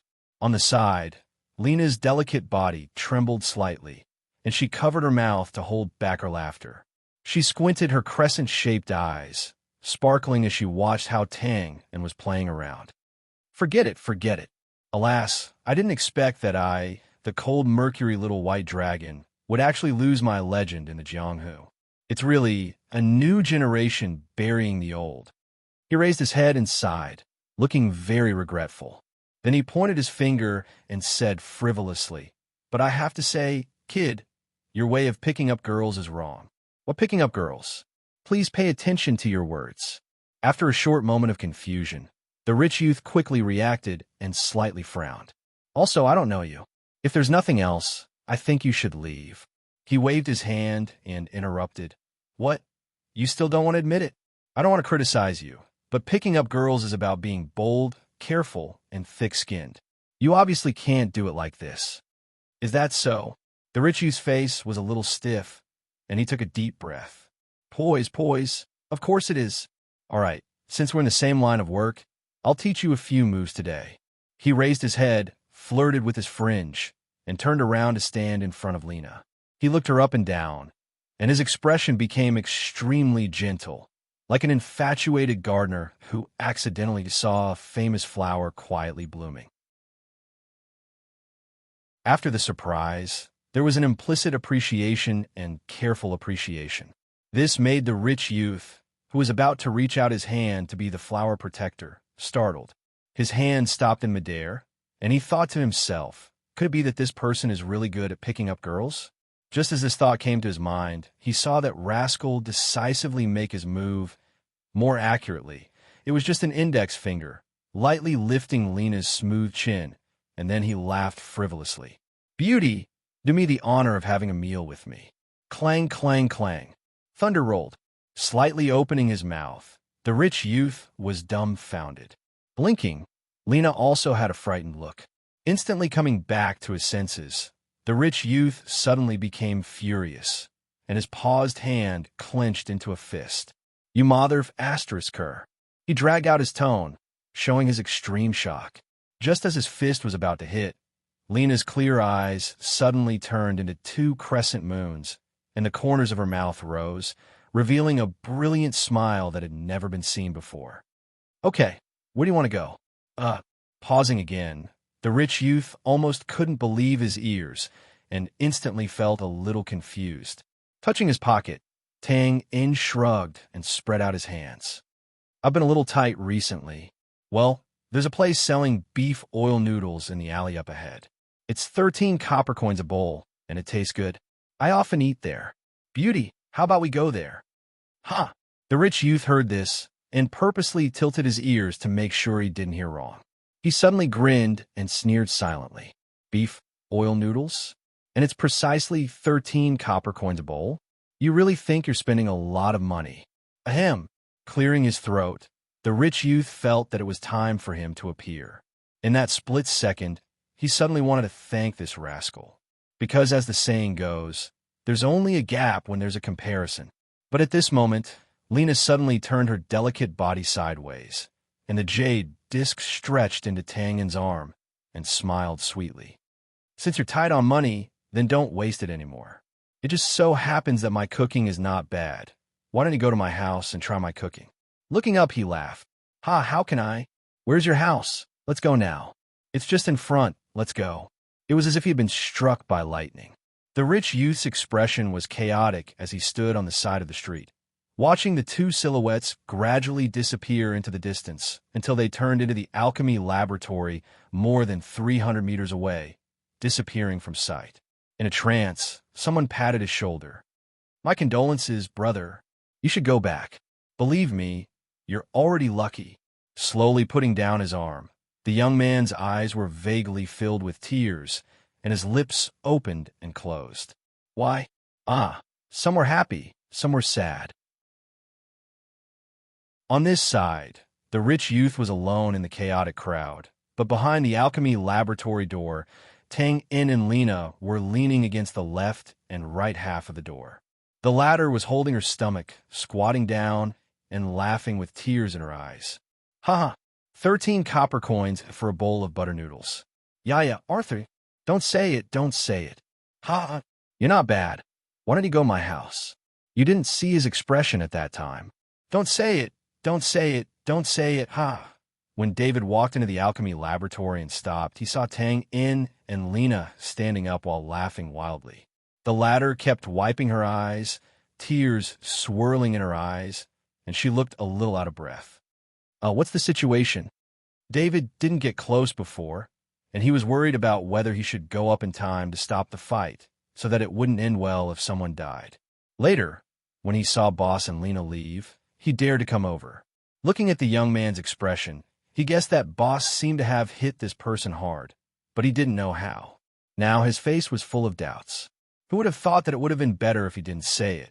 But as soon as he said it, Tang In and Lena looked at each other and couldn't help but laugh again, their bodies swaying left and right. After being happy for a while, Tang In leaned over, holding his knees, and took a deep breath. Phew! Oh, right. Who was that person just now? Will it affect you in any way? With such a heavy blow, Tang In admitted that if it were him in the past, most ordinary people, he would definitely go berserk. So, if that young man had any power, he didn't mind giving him a warning to avoid any more trouble. It's okay, ouch. Holding her stomach tightly, Lena barely suppressed her laughter and shook her head. It's just a metal or merchant. When I was purchasing the materials for the purple cannon, I had dealings with him. He has been pestering me for a few days, and it didn't work to refuse him openly or secretly. But after this, I don't think it will happen again. Ha! In the end, she couldn't help but lower her head and laugh. She couldn't stop at all. Well, that's good. Tang In stood up straight and waved his hand at the confused David. Go out and see if that guy left. If he left, we'll go directly to the factory. Oh, David scratched his head in confusion and turned to walk out the door. Okay, don't laugh anymore. Tang In looked at Lena, who was sitting on the ground with her delicate body trembling, and said helplessly, if you laugh too much, wrinkles will appear. For a woman, this was really a trump card. Lena immediately pursed her lips and stopped laughing. After a while, she stood up with the help of the door. She seemed to be a little exhausted. She looked up at Tang In and said, You only know how to scare me. I really didn't mean to scare you. Well, that's not the point. Tang In touched his lower abdomen and smacked his lips. I think I'm a little hungry. What do you have to eat? Lena pouted when she heard that. Clearly, she wanted to laugh again when she thought of what had just happened. Fortunately, she held it in and steadied herself. Let's go, I'll show you. Haha, I'll show you my true culinary skills. That's great. I didn't play the role of a knight in shining armor in vain. Tang In replied with a smile. But then he suddenly frowned and turned to look at David, who was walking in hurriedly, and behind him, Luke? Boss, something happened. Luke walked over with a gloomy expression. The secret agency in ancient Wheat City was destroyed this morning. All the brothers inside were captured, including Raymond. One of them was deliberately released so that you can go and save him immediately. Otherwise, they will kill a group of people every once in a while. F***CK. It seems to be the work of the Temple of God. Tang In was stunned when he heard that. He didn't expect the worst-case scenario that he had told David on the way here to happen so quickly. He reached out to wipe the twitching corners of his mouth. F***CK. My mouth is cheap. He spat out a mouthful of turbid air and spread his hands at Lena, who looked worried. Sorry, it seems that I can only try your cooking next time. Chapter 814. Ancient Wheat City, Bran Empire Civilian Academy.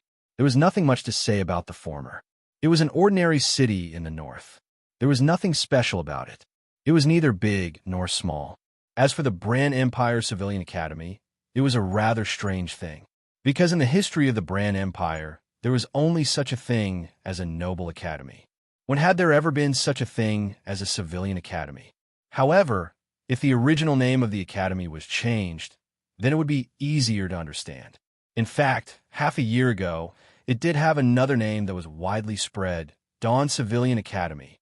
As everyone knew, this was a new thing created by the Grey Coat Army after a long struggle with the Bran Empire. However, as the Grey Coat Army was defined as rioting bandits and rushed to the barren land deep in the 100,000 mountains, the name of the academy that was personally determined by the leader of the bandits naturally had to be changed.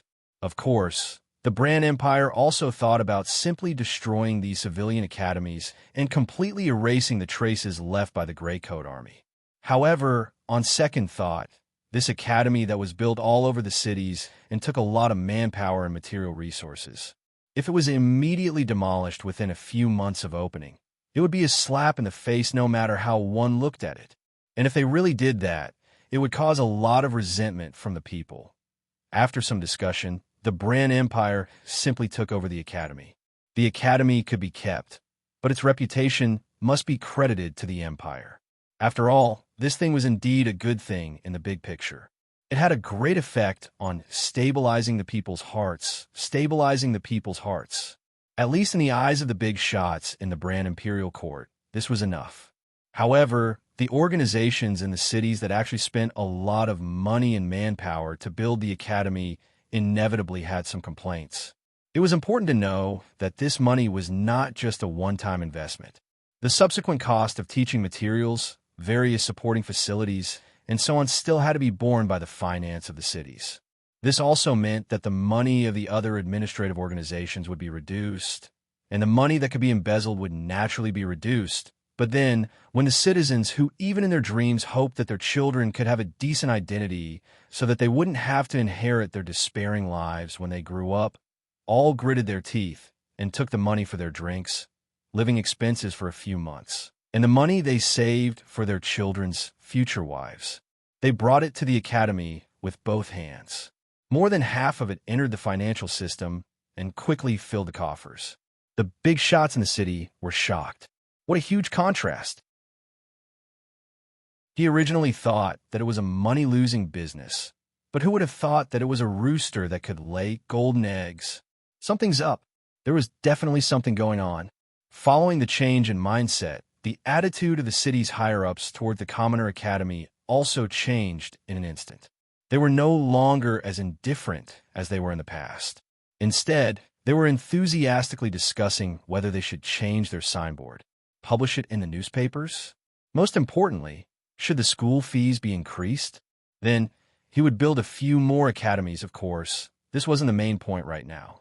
More importantly, as the setting sun in the west gradually dyed the sky red, a group of hundreds of people quickly gathered in front of the golden egg-laying rooster. Their clothes were very messy, and there were young and old people. They didn't look fierce. However, the guard who was reading the newspaper in the small house next to the door looked up through the crystal glass and saw the various weapons in the hands and waists of these people. He couldn't help but put down the newspaper in his hand and subconsciously touched the wooden stick that was used to discipline the students. After a pause, he touched the iron stick on the side. He vaguely felt that this group of people didn't come with good intentions. 3 walls, 1 ditch, and the venue is big enough. This is simply a natural place to fight. I've decided let's do it here. In front of the crowd, a young man carrying a big sword casually looked around. His eyes finally swept across the gilded words, Bran Empire Commoner Academy. He nodded and said, here? Empire Commoner Academy? An old man who was wearing a luxurious robe like a rich man opened his mouth and walked out. He looked very hesitant. Do you want to think about it again, Road? If we make a big deal out of it here, the impact won't be too good. Impact? Ha! Don't worry. If we'll make a big deal out of it, how will Tang know to come here? Waving his hand casually, the young man sized up the towering iron gate of the academy. He licked his lips and walked over with his big sword. At this moment, who are you? What are you doing here? The rather sturdy guard, holding the iron stick in his hand, rushed out of the small house and shouted with some vigilance and fear. However, the young man didn't seem to hear. Instead, he raised the big sword in his hand from 3 feet away. What do you want to do? Where are you from? The Twin Blades gang or the Tsing E gang? I'm warning you. This is the Empire Commoner Academy. The important people attach great importance to it. The police station is personally protecting this place. Don't mess around. Without waiting for the guard, who seemed to be from the gang, to finish his threatening words, the young man suddenly stepped forward and swung his sword. Chi! A gold and silver sword light appeared out of thin air. It immediately crossed the distance of 3 feet and hit the center of the towering iron gate. Boom! Boom! The dull light exploded, and the towering iron door only swayed for a moment before it immediately crashed down like a jade pillar that had a mountain of gold pushed down, causing the ground to lightly tremble and dust to fly in all directions. Carrying the big sword, the young man tilted his head and touched his earlobe. He stepped on the iron gate and walked straight into the courtyard. When he passed by the stun guard, he paused and turned his head. Excuse me, how do I get to the dean's office? Go, go, go, in a trembling voice. Clang! The iron stick fell to the ground and rolled twice powerlessly. Needless to say, this group of people was naturally Rode, Byron, and the others who came for Tang. Regarding the specific hiding place of Tang In, the Temple of Light didn't know. However, through the traces of the riots of the believers, they could roughly circle the area. Because the time to complete the mission was extremely tight, Rode and the others naturally couldn't waste time on searching. As soon as they entered the edge of the area, which was the ancient wheat city, they simply stopped and looked for the secret intelligence agency of the Grey Coat Army. It had to be said that the Temple of Light had sent out a lot of experts in order to smoothly eliminate the source of the unrest this time. Naturally, this included the experts in tracking and gathering information. Under the means of coercion and bribery, they quickly determined the location of the secret agency from various channels in the city. Then, with the strength of Rode and the others, naturally, they smoothly captured the people inside without any effort. Then, the team dispersed and went to several surrounding cities. Logically, they captured more people. They gathered in the ancient wheat city in the evening. Rode chose the current civilian academy as the battlefield. This series of actions was like the autumn wind sweeping away the fallen leaves, not giving the outsiders the slightest chance to react. It had to be said that although Rode looked a little crazy, his many methods were unusually sharp and could be said to be decisive and shrewd. You there, where are the explosive crystals that we brought? Bury them at the main entrance. Just bury them around the other 3 walls. Whoever steps on them will be unlucky. My lords, don't be idle. Aren't you mages? It shouldn't be a problem to set up a few magic traps. Sigh clumsy. It's better to have our own people. Forget it, forget it. The rest of you follow me in to clear the place. In Rode's careless shout, hundreds of people quickly divided into many small teams and spread out. The division of labor was clear, and they built the prototype of a defense network according to the terrain of the academy. It could be said that, except for Bishop Byron and the other bishops, even the ordinary light knights were out-and-out experts in actual combat. Wait! Just as Rode walked into the courtyard with a big sword, the white-bearded old bishop hurriedly pulled him back. You going to bury a trap here now? Then the people in the academy, how are the students going to get out? Get out. Why get out? Rode turned his head in astonishment and looked at him as if he was looking at an idiot. Don't you think that such a battle destined to be a classic will be boring without the audience? Hearing this, The white-bearded old man suddenly froze in place and opened his mouth. You're making trouble." With a roar, his face was ashen. "You know very well that once experts fight, a casual outflow of fighting energy can cause countless casualties. Do you want the temple to bear such a huge crime and innumerable curses because of you?" He shrugged indifferently. "In fact, the one who is making the temple bear such a huge crime and innumerable curses is you. Isn't that right?" Curling his lips, Rode pushed away the white-bearded old man's pull and turned to leave. He muttered, "You want to be a bad person, but also want to be a good person. Bah, if you're bad, then be bad to the extreme. I'll still respect you as a person. But you still want to set up a monument, hesitating, cowering. You're doomed to have no future in this life." His muttering was not loud, but it was enough for the people around to hear clearly. "You." The white-bearded old man pointed his trembling finger. His old face instantly flushed red, as if he would vomit blood in the next moment. Seeing this, Byron shook his head and stepped forward to pat the old man's shoulder. "Forget it. Don't lower yourself to the same level as this guy. And, well, with our current situation, we really don't need to think too much." Hearing this, the white-bearded old man opened his mouth a few times, but in the end, it turned into a dejected sigh and weakly put down his arm. That was the truth. If they couldn't kill Tang within a week, the result that awaited them could be imagined. In this way, there's really no need to think too much now. After this small interlude, Rode and his group strolled in the school, unhurriedly walking toward the pointed roof not far away. That was the theological school hall. According to the guard, the dean was not in the dean's office at this time, but was leading the students in the evening prayer. It should be because of this that looking around, there was almost no one in the huge school. It seemed very quiet. Riding and stopping, habitually touching his earlobe, Rode seemed to be very interested in the structure of the school. From time to time, he would push open the wooden door beside him and look inside.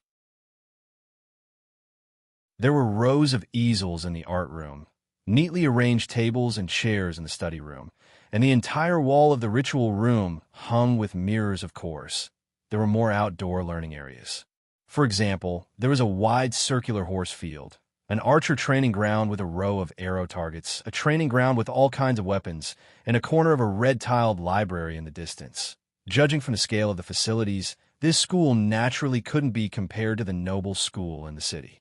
But don't forget that this was only a commoner's school, which was only officially established in the Empire's 1,000 years of existence. Therefore, such a configuration had actually far exceeded everyone's expectations. Of course, this was also related to the standard specifications given by the Grey Coat Army when the school was first established. Otherwise, if the cities were to build their own schools, perhaps the school would be like a slum. Rode smacked his lips. TSK. What an interesting place. It's completely different from the boring temple nights. I've said before, there's no future in cultivating blindly. Most of the people who are trained are just trash with high strength and low IQ. Rode shook his head and sighed with great interest. Although it seemed like he was referring to the Temple Knights department, Byron and the others felt uncomfortable and irritated, as though they were being insulted to their faces. Before they could react, "Who are you?"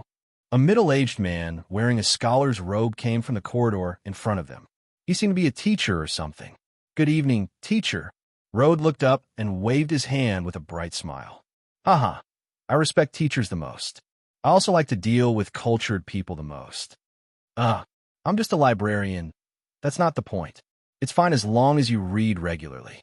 And may I ask, is this the temple hall?" Rode nodded subconsciously. "Yes, thank you. I'll treat you to a meal next time." Rode waved his hand and walked past the middle-aged man. In front of him was a building with a pointed roof that covered a large area. No need. Wait, who are you?" The middle-aged man looked at the dozens of people holding various weapons in front of him and finally realized that something was wrong. But at this moment, a big man walked past him expressionlessly. With a backhand chop, he directly knocked the librarian unconscious on the ground. "Don't. Sai, how should I put it? You have to respect cultured people. Each and every one of you, even the god of light, can't save you. Rode pursed his lips and turned his head. He pushed open the thick reddish-brown door in front of him and stepped in. Then he stopped. In countless dark nights, I used the stars to draw you. Your tolerance and love accompanied me in my dreams. In my songs, I used notes to praise you. Your wisdom made me understand God's grace. The most beautiful time of my life was to get to know you, my Lord, Father God. The soothing, gentle, yet dignified and elegant sound of the piano flowed out like flowing water, leisurely echoing in the towering and vast auditorium. On the left side of the stairs, there were rows of young men and women in black robes. Their hands were clasped in front of their chests. They looked pious as they sang the praises of the God of Light. The scene was spectacular and solemn. Needless to say, this was the evening prayer that the guard mentioned. In fact, when the Commoner Academy was established, theology was also taught here. But with the nature of the Gray Coat Army, it was naturally impossible to make it too complicated and solemn. In fact, most of it was just a formality. There was a morning prayer on Sunday, and that was it. But after Brand took over the academy, the situation naturally could not be like this. Theology became a compulsory course for every student. Its importance was above all other subjects. Various ceremonies were held accordingly, so there was this solemn evening prayer in front of them. It was a pity that Rode pushed the door open too easily. The creaking sound of the heavy wooden door instantly inserted a trace of disharmony in this solemn scene. The smooth sound of the keys suddenly stagnated, and even the orderly hymns were a little chaotic. Finally, the sound of the piano stopped. A moment later, the large auditorium was suddenly silent. Touching his earlobe, Rhodes' face showed traces of embarrassment. He waved his hand and said, sorry to disturb you. Continue. Please continue. This situation naturally could not continue. The thin old man sitting behind the piano stood up and looked at Rode, who had suddenly barged in with several figures carrying weapons behind him. He frowned slightly and said, I'm the dean of this academy. Who are you, sir? If I say I'm just passing by, would you believe me? Rubbing the space between his eyebrows, Rode shook his head and walked into the auditorium. He waved at the boys and girls who looked at him in confusion. Hello, everyone. I'm really sorry, Uncle interrupted your hymns. Well, in order to express my apology, Uncle will lead you to finish the rest of the hymns. He walked up to the stunned old dean, bowed politely, and pointed to the black piano behind him. Excuse me, may I borrow it? He subconsciously stepped back. Of course. Thank you. Nodding with a smile, Rhodes sat in front of the piano, cracked his fingers, and squinted at the music score. He could not help but look a little distressed. Sigh, I haven't touched this thing for so many years, I've almost forgotten it. Forget it. I'll just make do with it. Where was I just now? Oh, I remember now. This guy is crazy again. Byron and the others who followed him into the auditorium could not help but twitch their mouths. Their faces were stupefied. As members of the clergy, things like hymns of light were naturally familiar to them, and the music score was also at their fingertips. After all, before they officially debuted, these were all compulsory courses. But what time is this now? We're here to kidnap you, okay? Even if it's a bit awkward for a clergyman to bump into a hymn, there's no need for you to personally do it again. Can't you be a little more serious? Bastard. All sorts of thoughts ran through their minds. My Lord, Father God. 1, 2, 3, ready, go. Ding, ding, dong, dong. The slightly shaky music of the piano mixed with a soft hum sounded. I beg you to listen to my call. I beg you to take pity on me and grant me. Can you forgive me for my unintentional offense? Can you forgive me for my wrongdoings? The music was indeed correct, and so was the hymn. Thus, some students who did not know what was going on still subconsciously opened their mouths, and the sparse chorus sounded again. Then, as the old dean waved his hand in relief and tapped the beat, the previous uniform hymn sounded again, and the scene became solemn again. On the other hand, Byron and the others were somewhat uneasy and also somewhat comical. They were not crazy, and of course they would not go crazy with Road. But in the current situation, it seemed very abnormal and unnecessary for them not to sing along. In the end, they could only watch Road sing loudly with awkward and strange expressions. These discordant existences did not affect Road. At this time, he was squinting and shaking his head, playing the black and white piano keys casually. His condition was getting better and better, and he seemed to be enjoying it. Ah, praise God, praise your mercy, praise your love, a God of faith. Ah. Chapter 8:15. The next morning, the sun had yet to rise, and the night wind was still blowing. The sky gradually brightened up, but it was still hazy because a thin layer of fog had descended and shrouded the entire ancient wheat city. It didn't dissipate for a long time. Some women who woke up early pushed open the attic window and breathed in the cool morning air. Listening to the crisp cries of children selling newspapers, they looked up at the clear sky and could not help but smile. The weather was not bad, and it was a normal, quiet morning.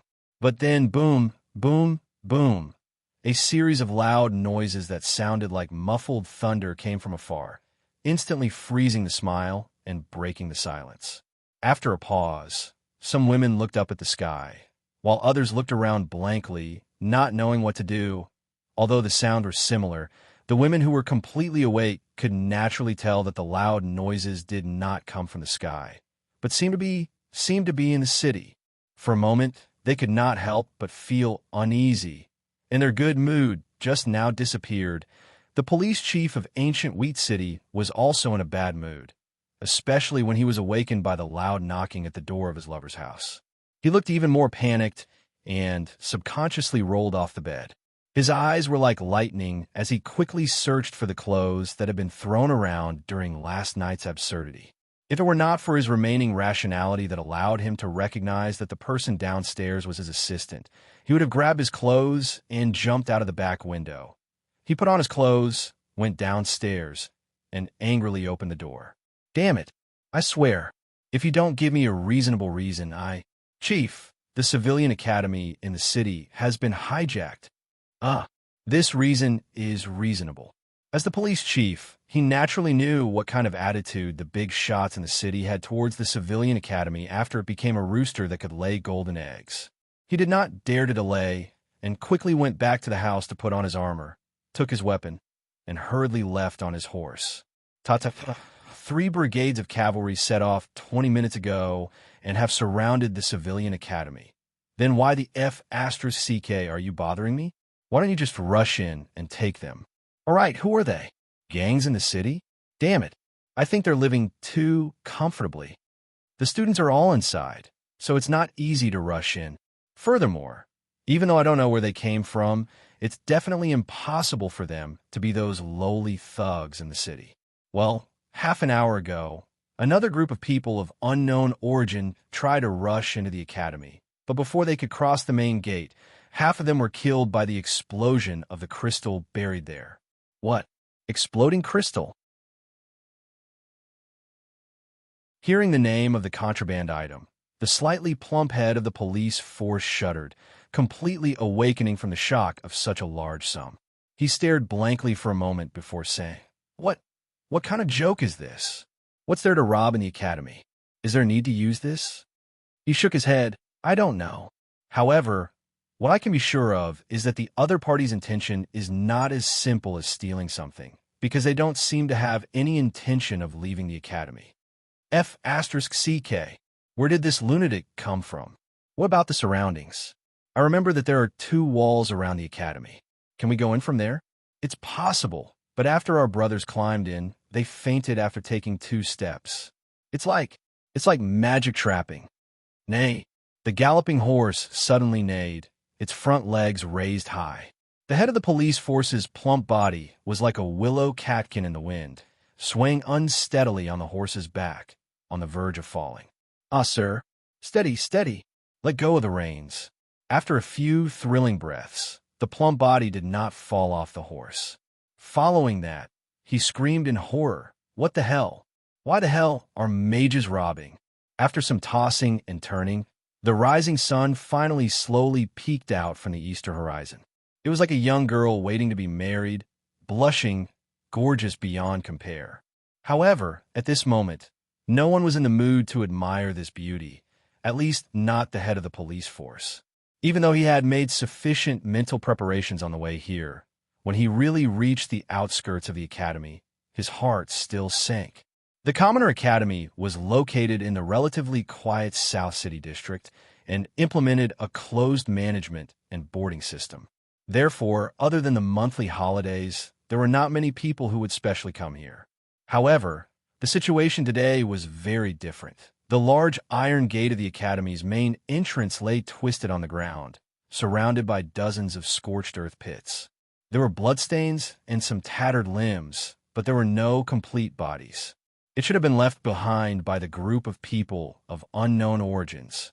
There was not a single person within 100 feet of the main entrance. This was because at the outskirts, the cavalry of the police force that had arrived earlier had raised their long spears and formed a temporary blockade, blocking off the 3 layers of onlookers inside and outside. Compared to the number of students inside, there were not many people who had come. However, under the jostling and clamor, the cavalry blocking the way inside were red in the face. It was very strenuous. "Let me in. My child is inside." "My child? Is this a kidnapping? Who are they? What's going on? Give us an explanation. Are you going to move or not? Are you going to move or not? Open your dog eyes wide and look, I'm from the Twin Blades gang. If you don't move, I'll kill your whole family." The corner of his mouth twitched. The head of the police force turned his head and looked at his assistant expressionlessly, with a questioning look in his eyes. "Sir, the commotion caused by the exploding crystal was too great. We couldn't keep the news under wraps. I'm asking about these people." The head of the police force waved his hand roughly and cut off the assistant. He shifted his gaze to the gang member who was threatening the cavalry. Then, he turned his head and narrowed his eyes. He looked at the 100 or so men wandering around the outskirts, holding machetes wrapped in newspapers. These are from the Twin Blades gang. Their boss, One-Eyed Blade's daughter, is in this academy. Over there is the Green Robes gang.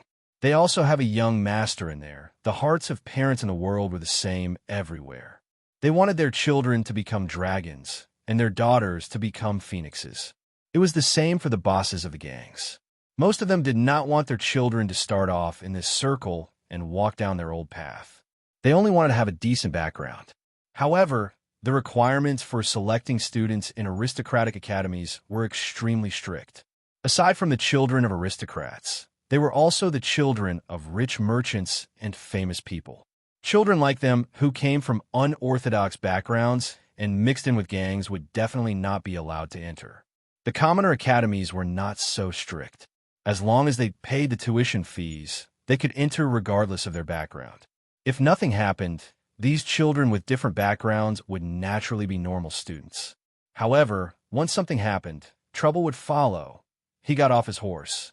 "I don't have the time to talk nonsense with them right now. Tell them to settle down." After understanding the details, the fat head of the police force's expression instantly darkened. He waved his hand and said in annoyance, "Yes, The assistant nodded in response. He was about to wave his hand to have the crowd open up a path when 2 figures suddenly appeared in front of him. One of them had a strong body and wore an eye patch over his left eye. The other was thin and dressed in green. They bowed at the same time. "Sir, until now, we have been very peaceful. I just don't know if you can allow us to continue living peacefully." The head of the police force could not help but be stunned when he saw the situation. Of course, he knew the 2 people in front of him. They were the bosses of the local gangs that they had just mentioned, the Twin Blades gang and the Green Robes gang. He waved his hand to stop his assistant from scolding him. He narrowed his eyes and forced some dignity onto his chubby face. He said in a cold voice, "Are you threatening me?" "Sir, you misunderstand. We just want to help." The Twin Blades gang and the Green Robes gang were not without conflicts. However, when it came to the safety of their children, they did not show any signs of conflict. The one-eyed man gestured with his hands. The man in green took a step forward and said, "The people inside are ferocious dragons. Yesterday, they destroyed a place in the west of the city with thunder. I heard from the people around that they saw dozens of dazzling fighting lights. The head of the police force frowned when he heard that.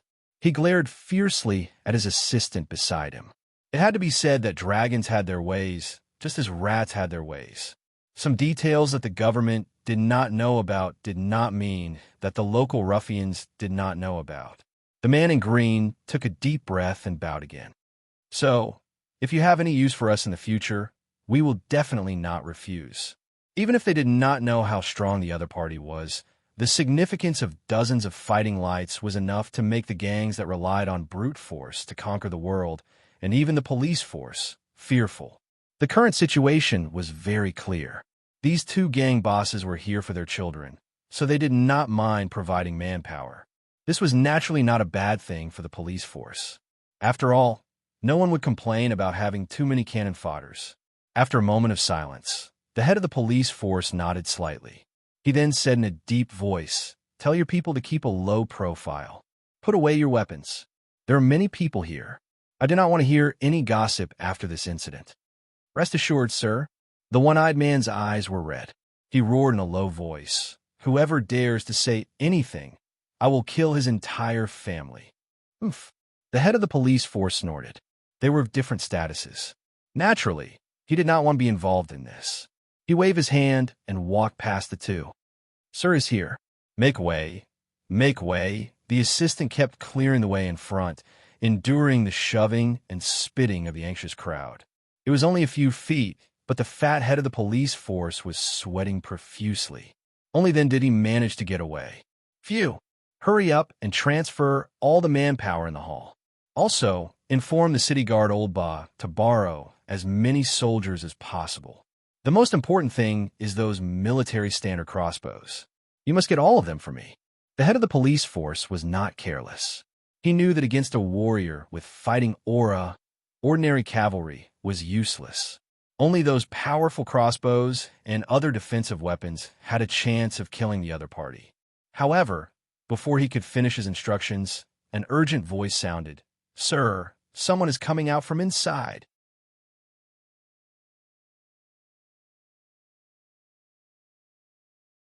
Chapter 8:16. Oh, there are quite a lot of people.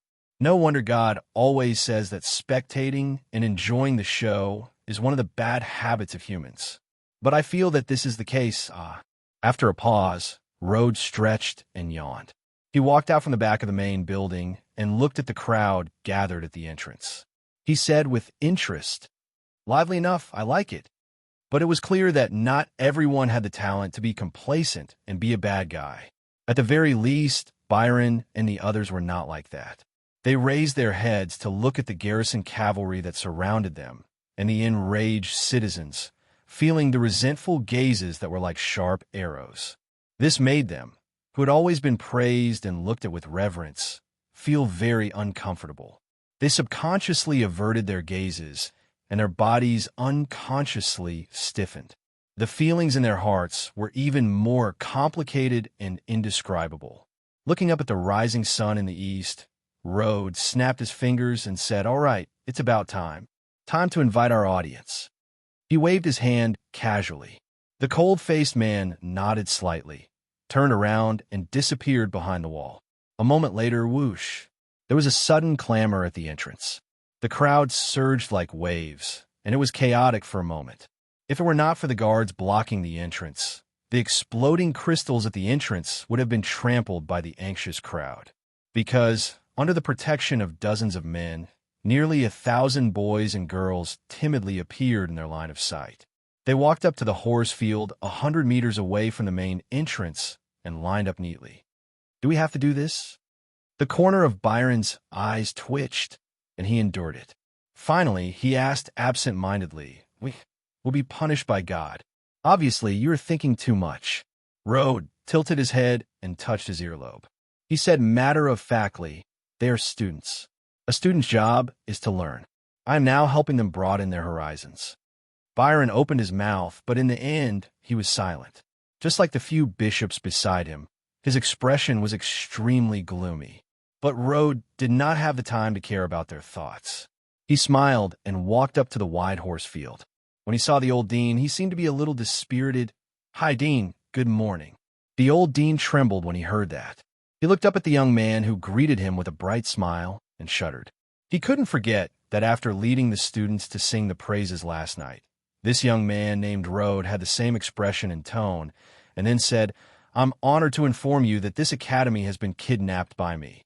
Without my permission, no one is allowed to take a single step out of the divine learning hall. Otherwise, I'll send them to meet God." Swallowing his saliva, he mustered up his courage and angrily rebuked, "What are you trying to do?" He replied straightforwardly, "I want to be a teacher." Under the stunned gaze of the old principal, Rode walked up to the 1,000-odd students with a warm smile on his face and clapped his hands. "Look up at me. Look up at me." One was gentle and peaceful, while the other was cold and callous. Most of the students were children in their teens. Even if some of their families belonged to gangs, they naturally wouldn't be that bold. When they heard this, they obediently raised their heads and focused their gazes. He nodded in satisfaction. "Ha, not bad, not bad. Now I have a serious announcement. I, Rode, will be your temporary teacher. Although this isn't the first time we've met, please take care of me." When he finished speaking, he simply bowed and pretended to be a teacher. His voice wasn't loud this time, and Rode didn't deliberately shout, but every word was clearly heard by the students and by the main entrance 100 meters away. Teacher, what's going on? Could it be a prank by the academy?" The people outside, whether they were spectators or had children inside, were all confused when they heard this and started discussing it. However, this didn't include the two gang leaders. They looked at each other, and their expressions were unusually ugly. It was impossible for it to be a prank. The broken limbs and pieces of flesh at the entrance couldn't be fake. If that was the case, it could only mean that there was something wrong with this person's head. The two gang leaders had worked hard to reach this stage, so their knowledge was naturally far beyond that of ordinary people.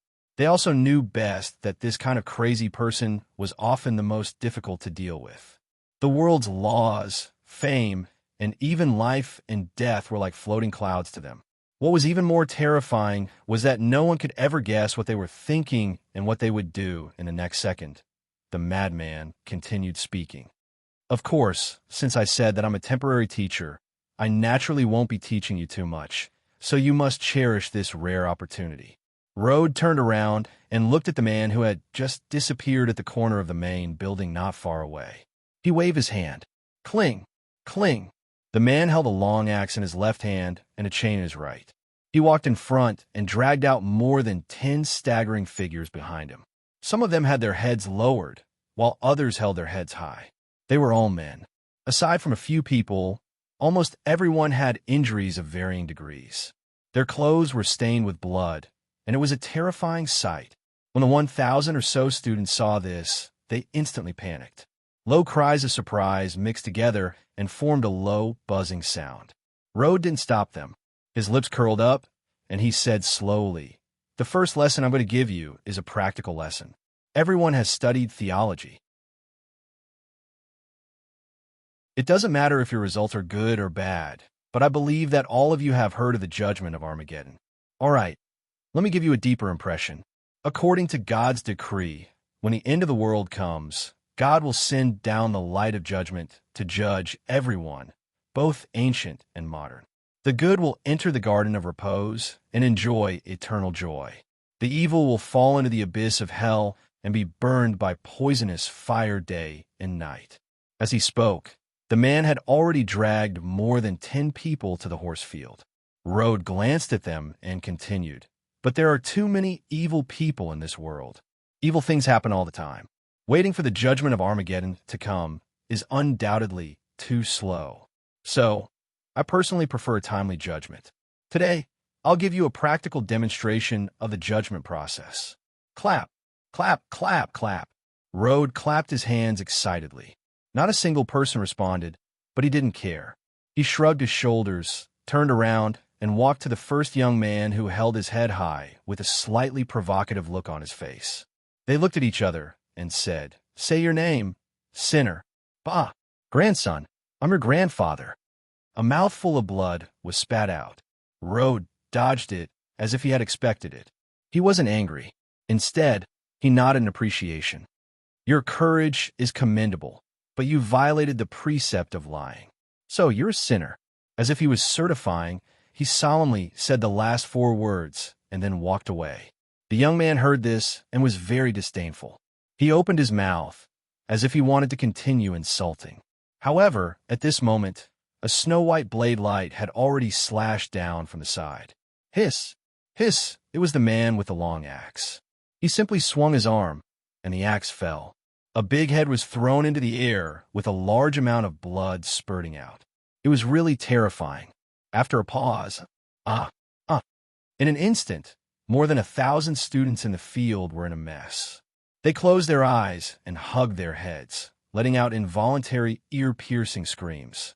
Some of the young boys and girls rolled their eyes and fainted on the spot, unconscious. Some of them had a stronger psychological endurance, but it was inevitable that their faces were pale and they vomited. Madman. Madman. Even if they'd expected this since long ago, even if they knew that this was done for the sake of spreading their influence and drawing Twain over, when they truly saw this scene, the faces of Byron and the others couldn't help but turn pale, and their bodies trembled as they muttered without end. Killing people was nothing, no matter how bloody and cruel it was. But in front of more than 1,000 children who were as pure as paper, the act of beheading was far beyond the scope of everyone's understanding and tolerance. It wasn't just the children who couldn't stand it. The adults 100 meters away also couldn't help but cry out in alarm. Then they came back to their senses, and their eyes were about to split open. They roared together and wanted to rush through the blockade line of the garrison cavalry, rush into the academy, and cover their children's eyes, but the incident happened suddenly, and there weren't many people who had gathered. And the fat police chief, who knew the danger near the academy gate, didn't dare to let these ordinary people take the risk. He shouted himself hoarse and ordered the cavalry to hold on. "Hold on. I'll kill your whole family. I'll kill your whole family." The 2 gang leaders knew the inside story, so they didn't order their subordinates to participate in the blockade. They just stared at Rode with bloodshot eyes, clenched their teeth, and forced out monstrous killing intent.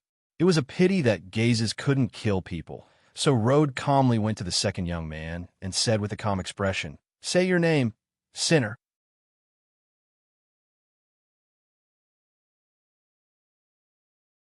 Chapter 8:17. Say your name, sinner. Rhodes' expression was calm, so calm that there was no trace of emotional impurities, as if he was an immovable god who held the ruler of justice and judgment.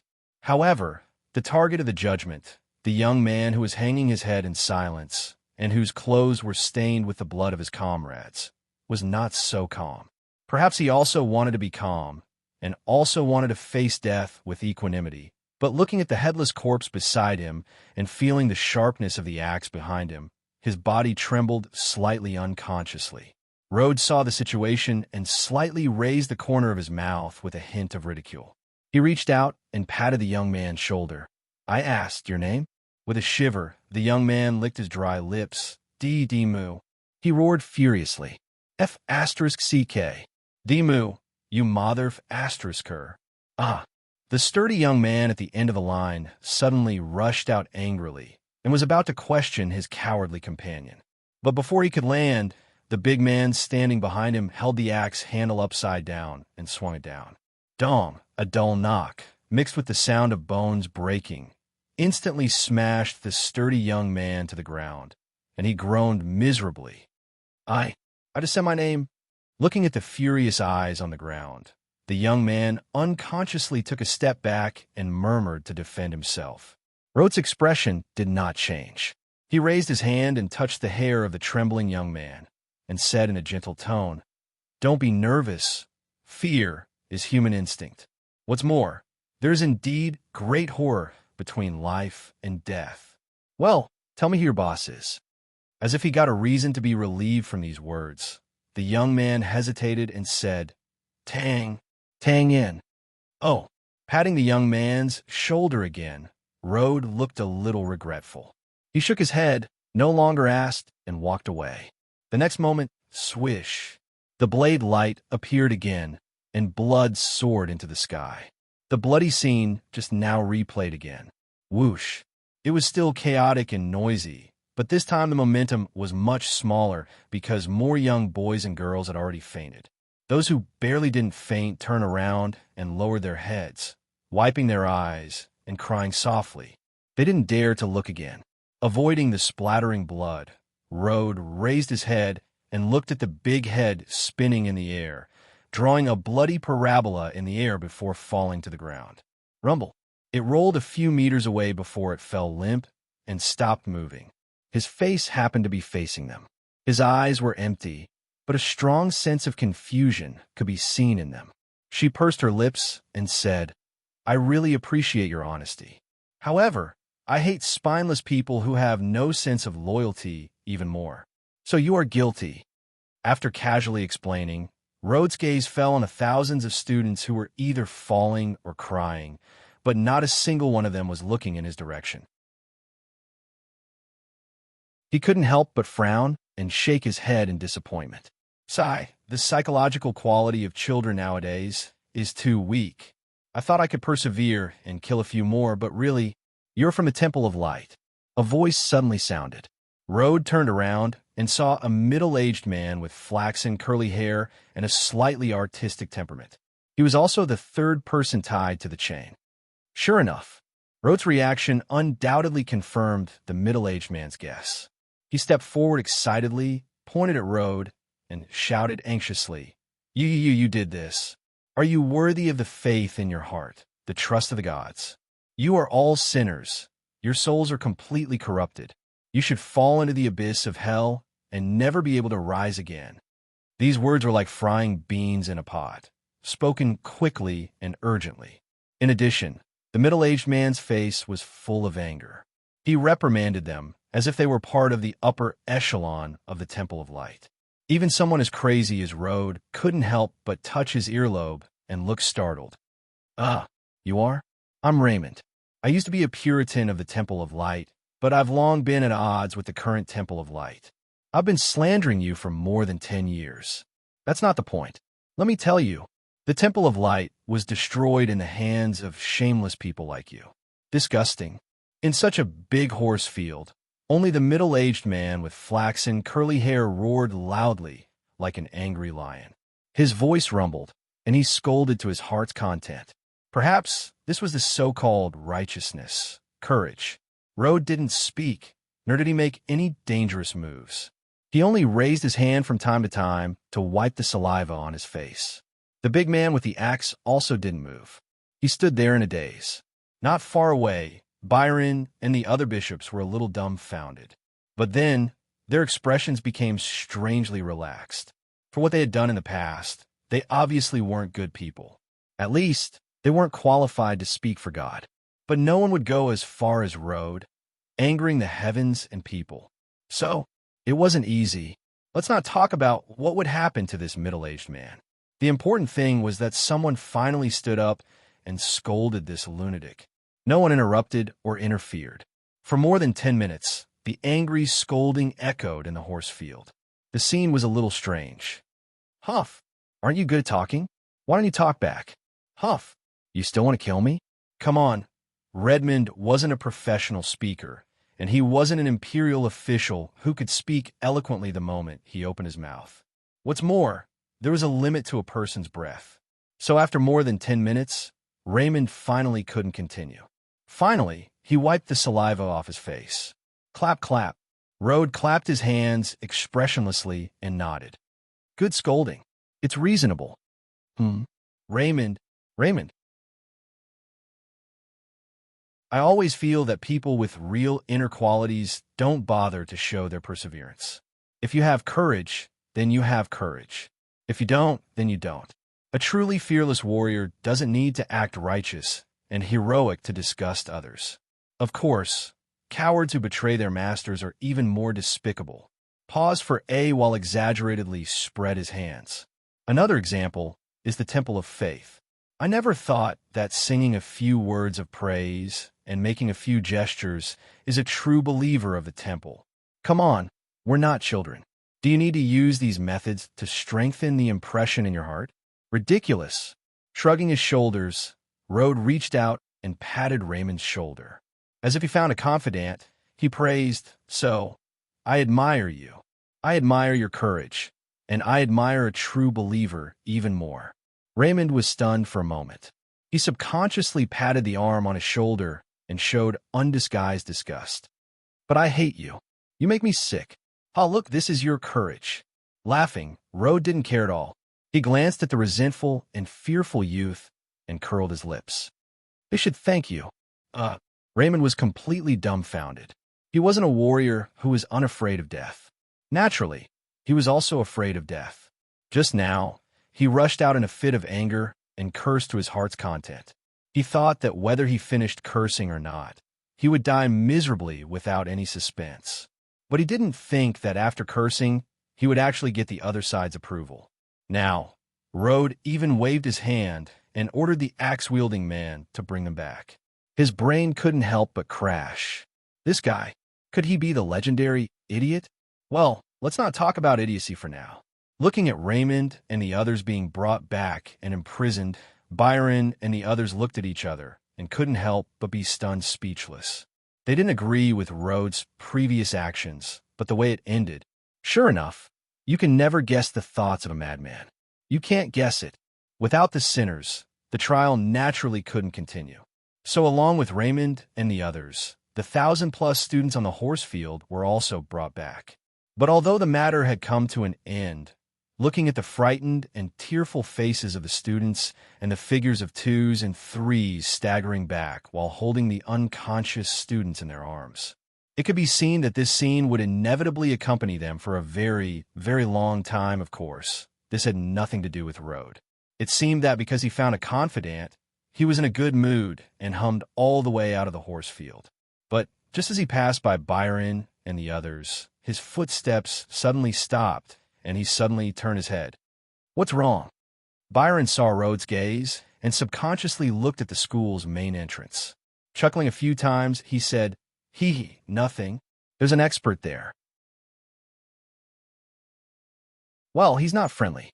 Seeing that he couldn't lock onto the target, Rode quickly withdrew his gaze and indifferently spread out his hands. Byron was surprised, but he quickly reacted. He knew that martial artists were very sensitive to things like killing intent. He couldn't help but tense up and nervously asked, "Is it that Tang Yin?" Rode rolled his eyes and said, "Come on, I'm not a god." The other party just glanced at me. Even if there was killing intent, how can I be sure that it's that Tang Yin?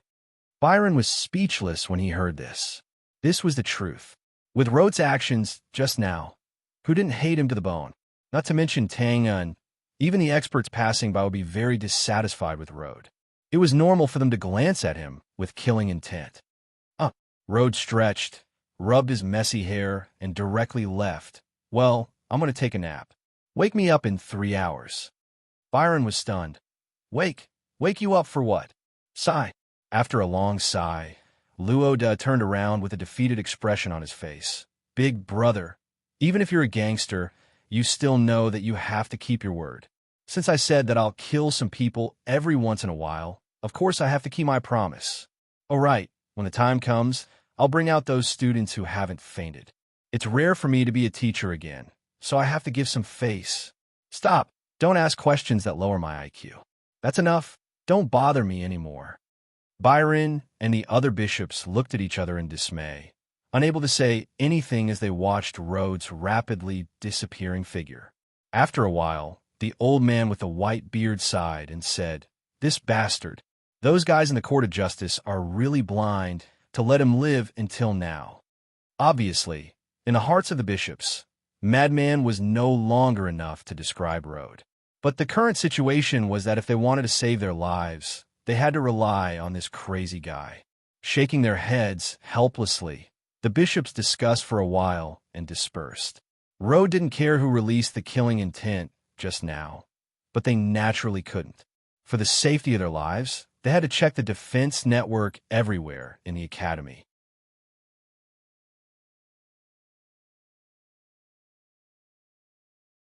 Chapter 8:18.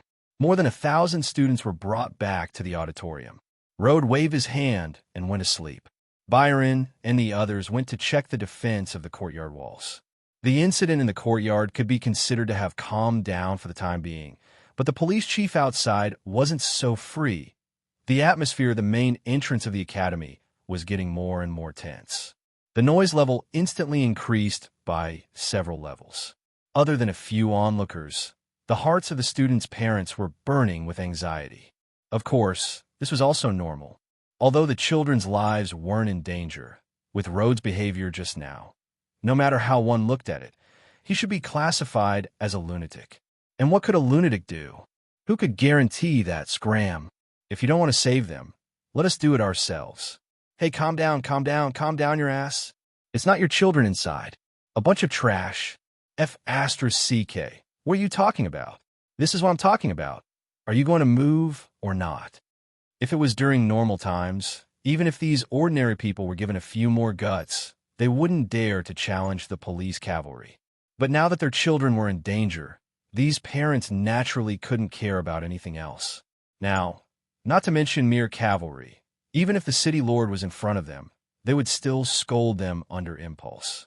And these police cavalry were actually wronged. They wanted to rush in, but the exploding crystals at the entrance and the magic traps on the surrounding walls were far beyond their ability to deal with. No matter which one it was far beyond their ability to deal with. If they went in, they would die anyway. Thus, how would they dare to play the heroic charge? Fortunately, the two gang leaders knew the situation and didn't lead their gang members to join in. Otherwise, these police cavalry wouldn't be enough. And in the end, the situation was still within their control.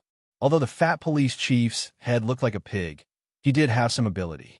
Now, every street leading to the academy had been blocked by the cavalry, blocking a large number of students' parents who had just heard the news and hurried over. As for the uncles and aunties who came early in the morning, they had no choice but to brace themselves and endure. But among them, a hunchbacked old lady with a head full of white hair slowly retreated from the agitated crowd. Once he came out, he cast a glance at the gang members gathered at the perimeter. Then, without batting an eyelid, he looked away and walked into the alley across from the academy. She paused and looked around. She leaned against the wall and stood upright. The image of a hesitant old lady from before disappeared without a trace. It was replaced by a valiant and domineering aura. Of course, we need to be clear here.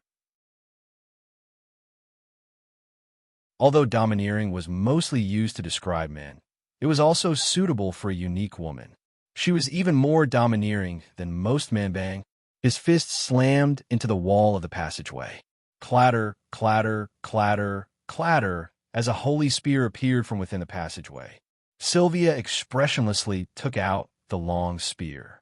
She gently stroked it with her palm, instantly wiping off the bluish-white dust on it. The smooth, mirror-like body of the spear reflected her ice-cold face, faintly flashing an icy, killing intent. Needless to say, the target of this murderous intent was naturally those within the academy, especially Rhodes, Byron, and the others. Sylvia had actually arrived a long time ago. Before Byron and the others arrived at Ancient Wheat City, she had been secretly following behind them. It turned out that they were planning to capture Byron alive and bring him to the headquarters to confront them to prove their innocence. But after discovering Rhodes and the others, they had been holding back and didn't make a move. Sylvia's style of doing things was indeed straightforward, but she was definitely not stupid. Who was Rhodes? She naturally knew him. She had also heard of his reputation. Of course, Sylvia wasn't afraid of him. Although they hadn't fought before, she had strong confidence in herself. However, although this team was directly led by Rhodes, he wasn't the only expert. From the surface, Sylvia saw a few familiar faces. They were all first-class experts, and their strength wasn't inferior to hers. Moreover, after following them for a few days, Sylvia also faintly felt that there was a terrifying force following this team, hiding and not releasing it. At first, Sylvia was puzzled about the purpose of such a strong team. Why did they deliberately change their appearance? Then, After seeing some of the actions of Road and the others in ancient Wheat City, she suddenly understood. They were targeting Tang Yin. To be honest, when Sylvia realized this, she couldn't help but be a little stunned. It wasn't for anything else. She just lamented that she and Tang Yin were really fated. After going around in circles, they could always inadvertently meet each other. Of course, lamenting was just lamenting. After knowing the situation, Sylvia naturally couldn't leave. Of course, this wasn't to stay and help Tang Yin. Although she didn't have the strong killing intent towards Tang Yin like before, she definitely didn't have a good impression of helping him. Besides, Sylvia wasn't optimistic about Tang Yin's ending this time. It would be fine if he didn't come. Once he came to fight, it was absolutely impossible to defeat such a terrifying team. But somehow, Sylvia had a faint feeling that Tang Yin would definitely come this time. The reason was very simple. The order to raid the bounty hunter branch was given by Byron and the others. Since he was so angry at that time, there was naturally no reason for him not to come and kill the mastermind behind the scenes this time. So, Sylvia just thought that when Tang Yin came to fight with Road and the others, she would take advantage of the chaos to capture Byron and the others. However, after seeing Road's actions just now, Sylvia changed her original intention. Although the Temple of Light declared Sylvia a traitor, Sylvia was Sylvia. She certainly didn't think that she was a traitor of the Temple of Light, nor did she agree with the way Road and the others acted just now. Sylvia knew that killing the intelligence personnel of the Grey Coat Army was a strategy to force Tang Yin out. Although it was shameless, she could understand a little.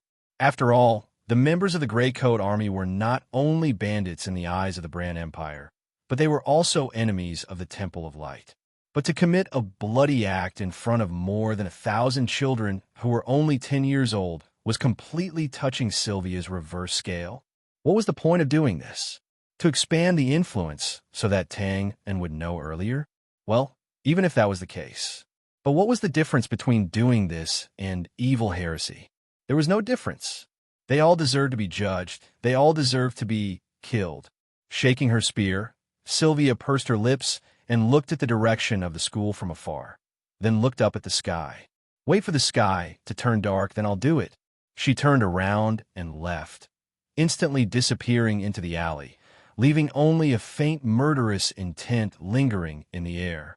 In the afternoon, dozens of kilometers away from ancient Wheat City, more than 100 riders rushed out from a neighboring town and ran wildly on the official road.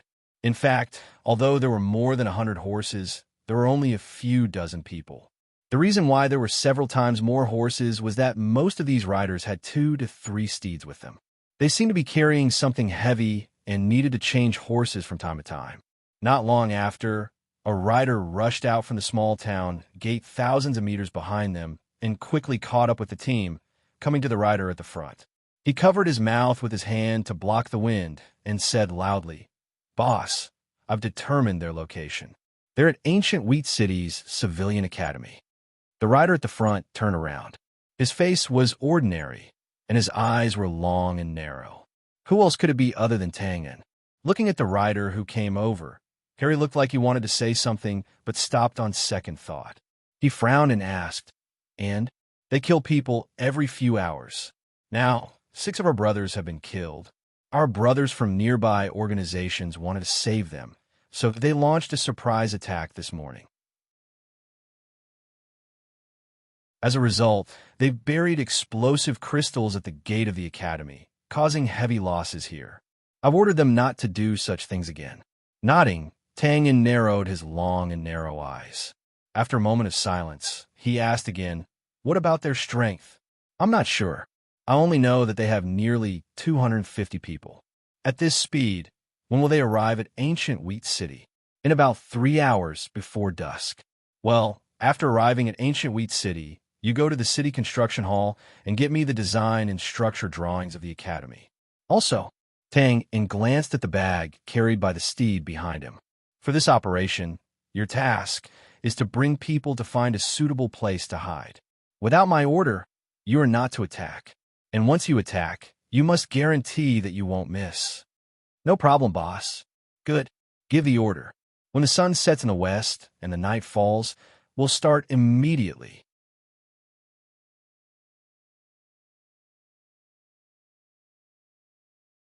Chapter 819. The sudden kidnapping incident continued to be a stalemate. However, Rhodes' plan of killing a group of people every once in a while could not be carried out. That was because right after lunch, the guards outside launched a probing attack. This situation was inevitable. After all, there were more than 1,000 students trapped inside. Once there was a mishap, the consequences were definitely not something that the people in power in this mediocre city could bear.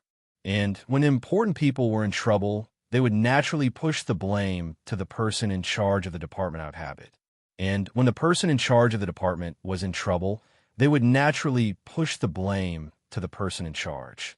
After going around in circles, in the end, the head of the guards bitterly realized that all the pressure was piled on his fat, pig-headed face, and he had no way to push it.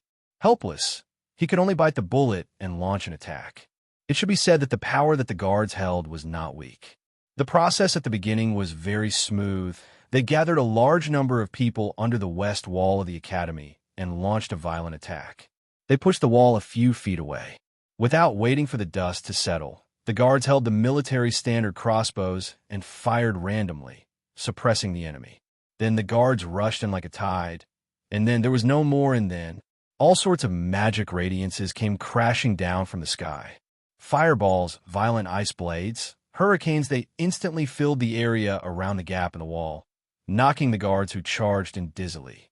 In a daze, they enjoyed the treatment of both ice and fire, feeling so comfortable that they couldn't tell which direction was north. Luckily, it was unknown whether the spellcasters inside had not practiced their magic to perfection, or they simply did not take them seriously.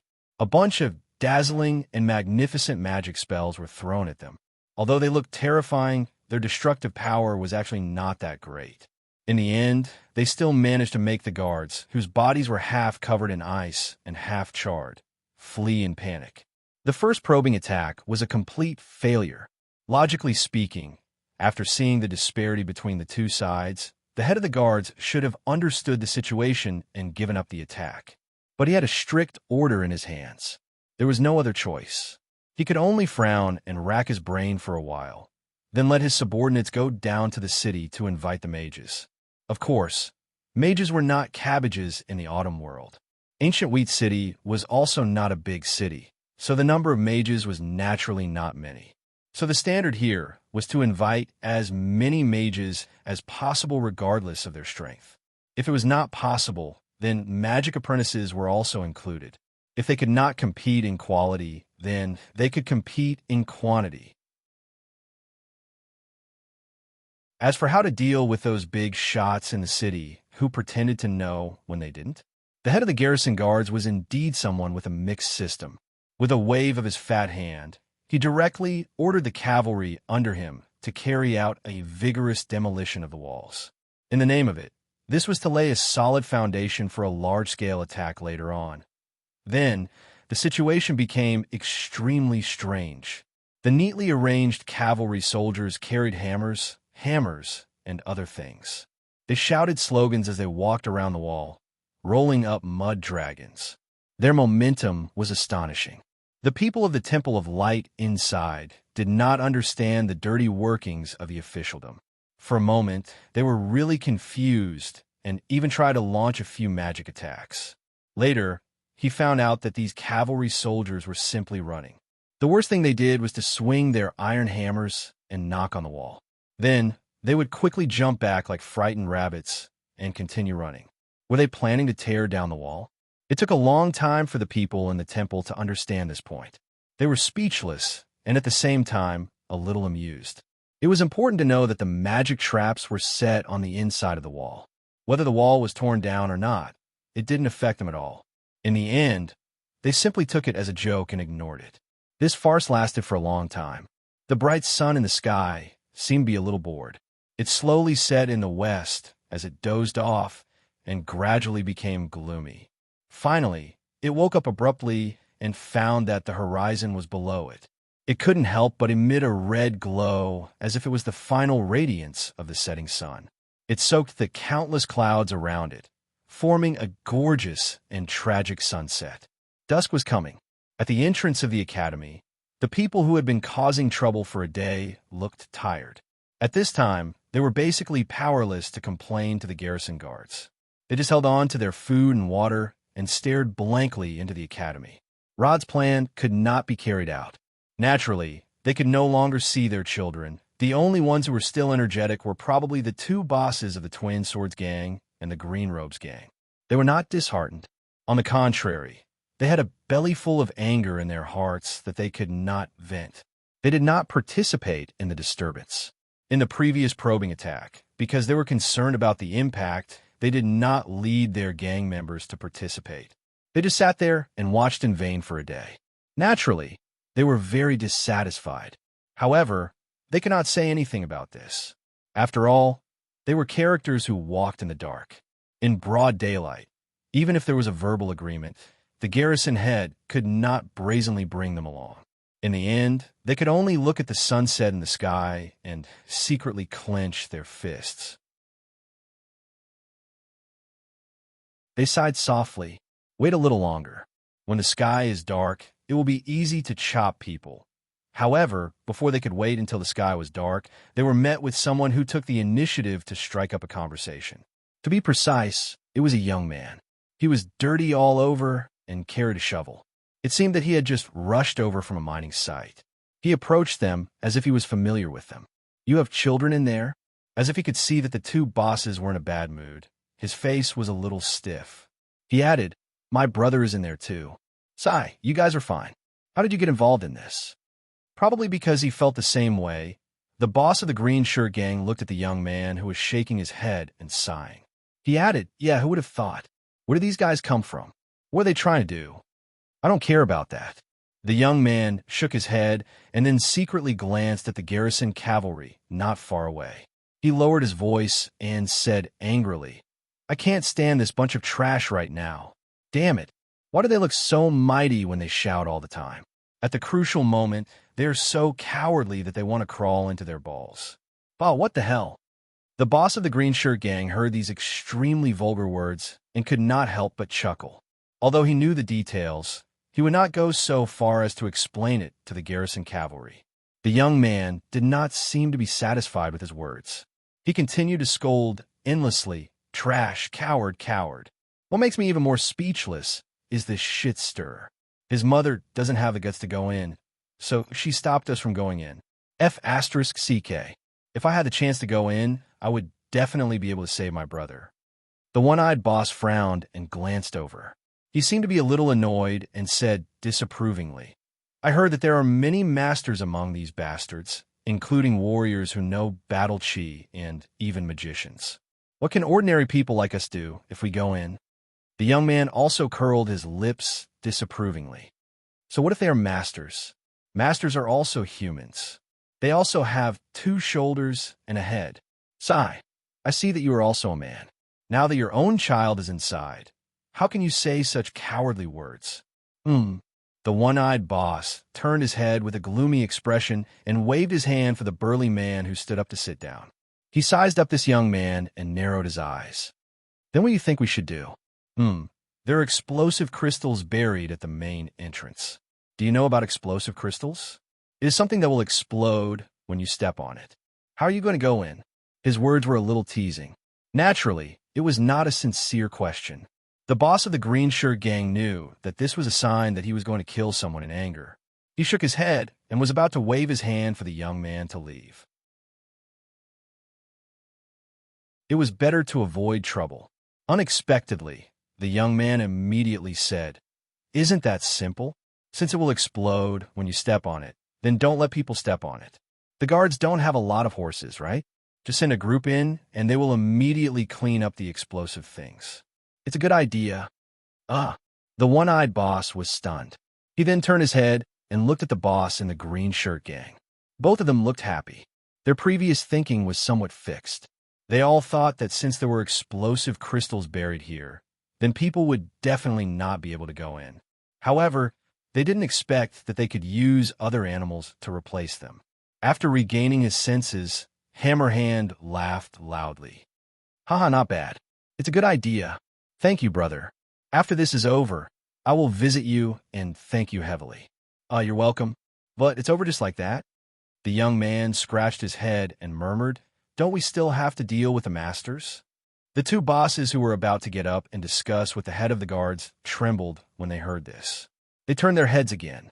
Their expressions were no longer as indifferent as before. They asked tentatively, brother, could it be that you still have some tricks up your sleeve? He waved his hand. It's just some small tricks that can't be used in public. Well, first, everyone has to unite and then prepare some things. Do you know about lime powder? There are many earthen kills. This stuff is good. A small bag can be scattered over a large area. It doesn't matter if you are a master or not. As long as your eyes are stained with it, you will be like a blind person. You can chop it well. Do you know about chili water? You don't even know about this? You should know about chili powder. It's made by grinding chili peppers into powder. If you scatter it, it will be very effective.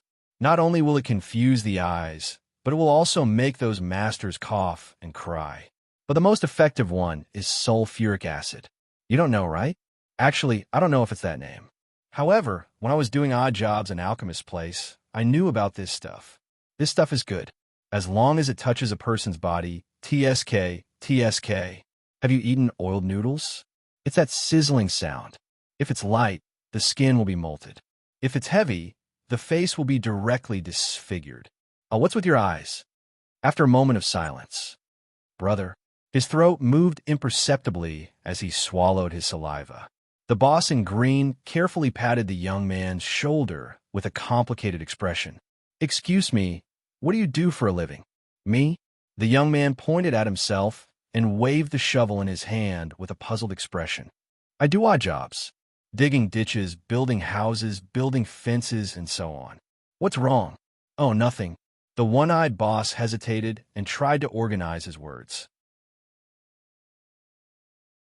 He slowly and solemnly said, brother, how much money can you make in a day now? Do you have any plans to change jobs? How should I put it? It sounds like I want to drag you down with me. However, you are really a talent, and my attitude is really sincere. Well, what do you think of gangs?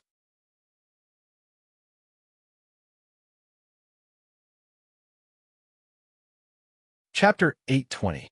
In a sense, God was fair. He did give everyone talent. The difference was the so-called difference between a door and a window. Therefore, some people were good at cultivating strength and had amazing talent to control all living things. Some people were good at planting crops and were happy with their lives. However, there were more people in this world who couldn't find their position or didn't have the conditions to find their position. They could only waste their talent. For example, if a person who was born to cultivate strength went to plant crops, then it was very likely that a peerless martial artist who stood at the top of the world and looked down on everything would starve to death on his own 2 acres of wasteland. Another example would be a person who was born to grow crops but chose to cultivate his strength. Then it was very likely that a smart and skillful man who started from scratch would die silently in a battle, with no one paying any attention to him. Was it a pity? Of course, it was a pity. Therefore, outside this turbulent commoner academy, after hearing about the despicable methods that were tailor-made for gangsters, the one-eyed boss decisively cherished talent. He wholeheartedly wanted to take this handyman, who was born to be a gangster, under his wing. Unfortunately, the recruitment work didn't go very smoothly. After learning that the 2 people in front of him were the leaders of the biggest gangs in the city, the young man was obviously a little scared. After a few words, he carefully said goodbye and then retreated in a sorry state. He's definitely a talent to be a gangster. Unfortunately, he's a little timid. Looking at the young man's figure disappearing into the surrounding alley, the one-eyed boss still shook his head in disappointment and regret. The cyan-clothed boss also shook his head, but his opinion was completely different. Timid? Haha, I think he's very smart. Oh. After taking a slight breath, the cyan-clothed boss said with a serious expression, it's fine if I don't know his ability, but after I know, I'll definitely recruit him. If he agreed to your recruitment just now, I'll definitely do everything I can to make sure that he won't live past tonight. The one-eyed boss frowned when he heard that. His expression was gloomy, but he soon calmed down and nodded lightly to show that he understood. That was the reason. Now, they were both worried about the safety of their children, so the two of them could sit together peacefully. Normally, as the two biggest gangs in ancient Wheat City, the Twin Blades gang and the Cyan Clothed gang were each other's biggest enemies. How could they be so close to each other? How could he allow the other party to recruit such a talented hooligan? It seems that the best way is to send him away from ancient Wheat City. Agreed, the further the better. Haha, it's rare for us to agree. The two of them looked at each other and smiled, tacitly not discussing this topic any further. Then the one-eyed boss slapped the ground and stood up. Let's go. Rescuing the children is more important now. According to what that guy said just now, tell your men to prepare more lime powder, chili water, sulfuric acid. Actually, as long as it's poisonous, it's fine. The big boss in green stood up and smiled. This has inspired me. Perhaps we should apply some poison on our weapons or something. Good idea. The one-eyed old man nodded his head and walked a few steps away. He called his little brother over and told him what he needed to do. Then, he pulled his little brother's ear and said solemnly, "Leave those things to others. Go and do something big for me alone." Did the person who spoke beside me see it? He entered the alley. Remember, you must invite him to our gang. Remember, you must. Please. Don't worry, boss. At the same time, on the other side, the big boss in green hugged his little brother's shoulder and said in a low voice, "You were the closest to me just now. Did you see that person's appearance clearly? I don't care what method you use, but you must let me see him alone. The sooner, the better. Well, if those bastards from the Dual Sabers gang beat me to it, then let me see his corpse." Sure, boss. After fighting with each other for a while, the two big bosses walked together casually again. Boss One-Eyed, have you given the instructions? If so, let's go find that fat pig director now. For the time being, he's the only one with horses. Okay, please. Please. Haha. Please, I sympathize. As long as it was a fine horse, there would always be a chance for a talent scout to take a fancy to it. Similarly, as long as it was a talent, there would always be a chance for someone to appreciate it. However, there was a problem, and that was that not all the fine steeds were willing to carry Bolu, who had allowed them to shine brilliantly. Also, not all talents would kowtow after being recognized, shouting "Lord," or something. At least, this young man was not one. Therefore, after walking into the alley, the young man changed his frightened look. He carried the shovel on his shoulder and walked around the alleyway with ease and speed. From time to time, he raised his head and laughed. "Haha, I just threw out a few words of experience and immediately convinced the two big bosses of the Jianghu. TSK. It seems that I am indeed a one-in-a-million genius. That lunatic Luoda. Watch me take care of you right now." Needless to say, this narcissistic guy was Tang In without a doubt. Before dusk, Tang In finally led his team to ancient Wheat City. Because he already had a plan in mind when he came, what he lacked was to survey the actual battle terrain and understand the situation of the opponent's combat power. Therefore, the tactical arrangement was quite fast. The former was easy to deal with. As long as he had a design blueprint stolen from the urban construction hall, it would be more or less settled. As for the latter, he couldn't solve it now, nor did he have the time to solve it. However, what was certain was that the overall strength of Tang In and his team was definitely inferior to the opponent. Therefore, as long as there was a way to increase his own strength, it would naturally be suitable. Therefore, Tang In found the two big bosses of the gang. Of course, under normal circumstances, not to mention in front of martial artists and magicians, even under the guns of the Knights of Light, the combat power of ordinary gangsters was not good enough. It would be embarrassing to be on the stage. However, Tang In used to be a small fry, so he never looked down on small fries. On the contrary, Tang In was very clear that small fries also had their own power. As long as they were given suitable combat means, the combat power of a group of mongrels was enough to shock a lion. Therefore, Tang In imparted the experience he had accumulated over thousands of years of gangster history to them. vowing to give those high and mighty, self-proclaimed righteous fellows a big surprise. Small tricks? That's right. What Tang Yin needed were these inconspicuous small tricks. As a result, even if he could only cause a little chaos, he would be satisfied. After all, since Tang Yin was here, his first purpose was naturally to take advantage of the chaos to save people. Then, he would consider the problem of killing people. He walked and stopped, turning from time to time, and sometimes even directly breaking the wall with a shovel. It seemed that he was walking casually, but a few minutes later, when Tang Yin stopped, he was already outside the north wall of the academy, which was the back of the academy. Of course, the wall here had long been reduced to ruins in the vigorous demolition in the afternoon. Now, looking around, he could still see some buildings with smoke rising in spirals under the rosy sunset. Yes, it should be the academy's cafeteria. Looking around, focusing on the ground within the ruins of the wall, Tang Yin's mouth slightly raised. His figure flashed, and in an instant, he was above the ruins. His toes touched the gravel and debris, and his figure rose into the air like a bat. After rapidly climbing a few feet, he stepped on the void, and his figure flashed again. In the next moment, he was already on the stone floor inside the academy. He rolled silently until he reached a small house similar to a water house. His figure was hidden in the shadow of the corner, almost invisible. Tang Yin naturally knew that there were magic traps set within the walls of the academy. He did not have the means to directly break these traps, but it did not mean that he could not pass through them. The way he jumped in the air and directly ignored them was undoubtedly the most convenient and stupid way.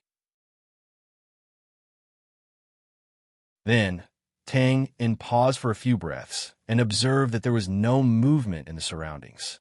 When he got up and was about to sneak in, he paused and turned to look at the western sky. Immediately, he saw the orthodox way to break the magic traps. There, a fiery red lotus was silently blooming in the air. Before the red petals could fully unfold, they quietly disappeared in the void.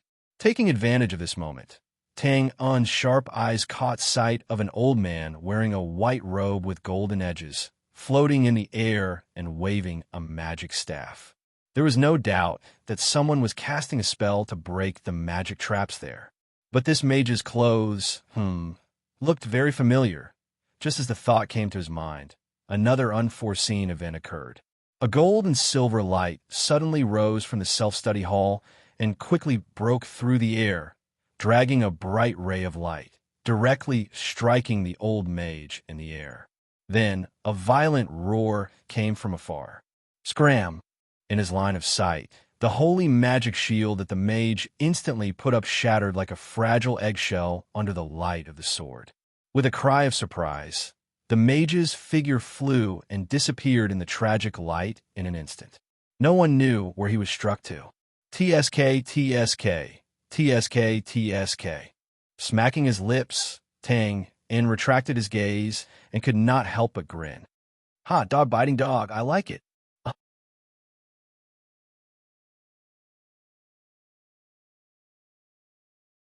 Chapter 821. Tang Yin was naturally happy to see dogs biting each other. However, this was not necessarily the case for the parties involved. You're too reckless. That should be the bishop of this city. Rode waved his hand and interrupted him. His expression was gloomy, as if he had eaten an exploding crystal. So what? I even dared to kill the bishops of the Northern Temple headquarters, let alone a small bishop of a church. You are unreasonable. Don't talk nonsense with me. I'm reasonable enough. Don't you know you're disturbing other people's lunch break by hammering away all afternoon? Don't you have any civility? And that idiot just now, as a bishop of a church, he's at least an advanced mage. How could he not see the traces of light magic in the fire trap and still have the nerve to come and break the formation? That's enough. I've tolerated it for too long. You can't blame anyone for asking for a beating. As he spoke, Rhodes stepped into the corridor and waved his hand angrily as if he was chasing away an annoying fly beside him.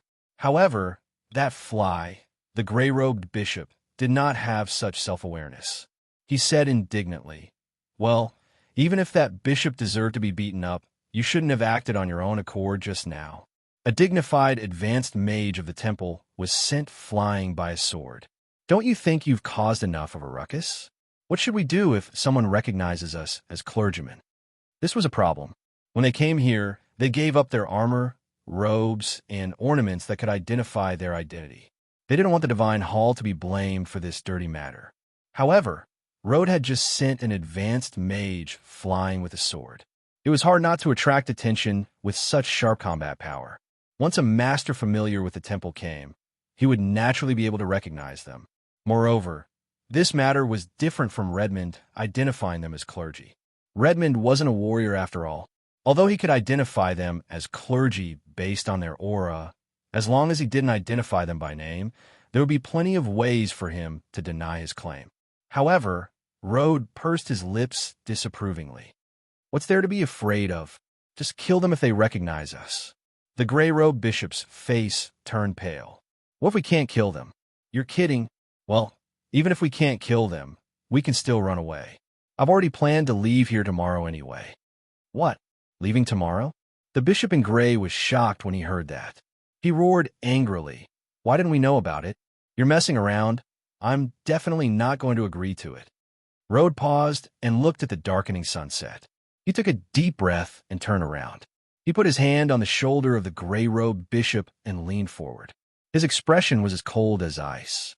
First of all, Your Excellency, I seem to have said that I am fully in charge of this operation. No one else is allowed to interfere. So, to show my respect to you, I call you Your Excellency. If I don't respect you, you're just a cat or a dog on the roadside. Don't look at me like that. Are you going to bite me like a cat or a dog? There's no need to be angry, because this is the truth. Secondly, I said that I would leave tomorrow, so I naturally have my reasons. But with your IQ, it's basically useless. All right, who asked you to be the bishop? I'll say it one last time. See, I still respect you guys, even though you guys are really stupid. He took the bishop, who was like a puppet, and turned around. He pointed at the surroundings. Do you see it clearly? This is the academy that's surrounded, not the church where people take the initiative to give you money and things. And the food in the academy can only last us until tomorrow, so we have to leave. The bishop in gray broke away from Rhodes' hug and subconsciously wanted to stay away from this crazy guy. He frowned and said, "Those students, whoa." As if he had heard something incredible, Rode exaggeratedly spread his hands and said bitterly, "I thought I was crazy enough, but I didn't expect you guys to be even crueler than me. How dare you fight for the food of those children? They're the future flowers of the empire and the temple. Sure enough, the more experienced you are, the more ruthless you are." The bishop in gray's face was as black as the bottom of a pot. I want to ask, since you already knew that there would not be enough food, why didn't you let those students leave? It was a question, but the words were as straight as a knife. Obviously, he was full of resentment, but Rhodes still acted as if he didn't feel it. He spread his hands innocently and said, "I've already said that this is destined to be a classic battle, and it will be boring without an audience. Why are you still looking at me like this? Alas, well, since you don't want to listen to the truth, then I'll make up something you like to hear." He shook his head helplessly, as if he had accidentally seen something vulgar in the world and didn't want to look at it again. Rubbing the space between his eyebrows, he pondered for a while before saying, "From your experience of failure and humiliation, this Twain is not only extremely powerful, but also extremely fast. He is also extremely cunning, just like a lone wolf in the wilderness at night.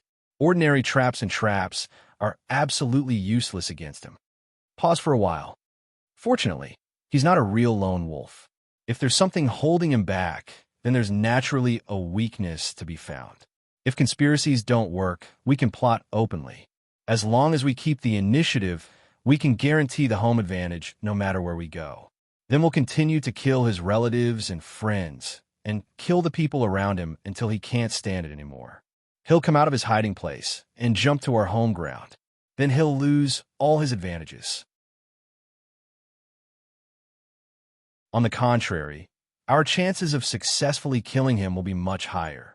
Phew, are you satisfied with this answer? The bishop in gray was stunned for a moment and nodded.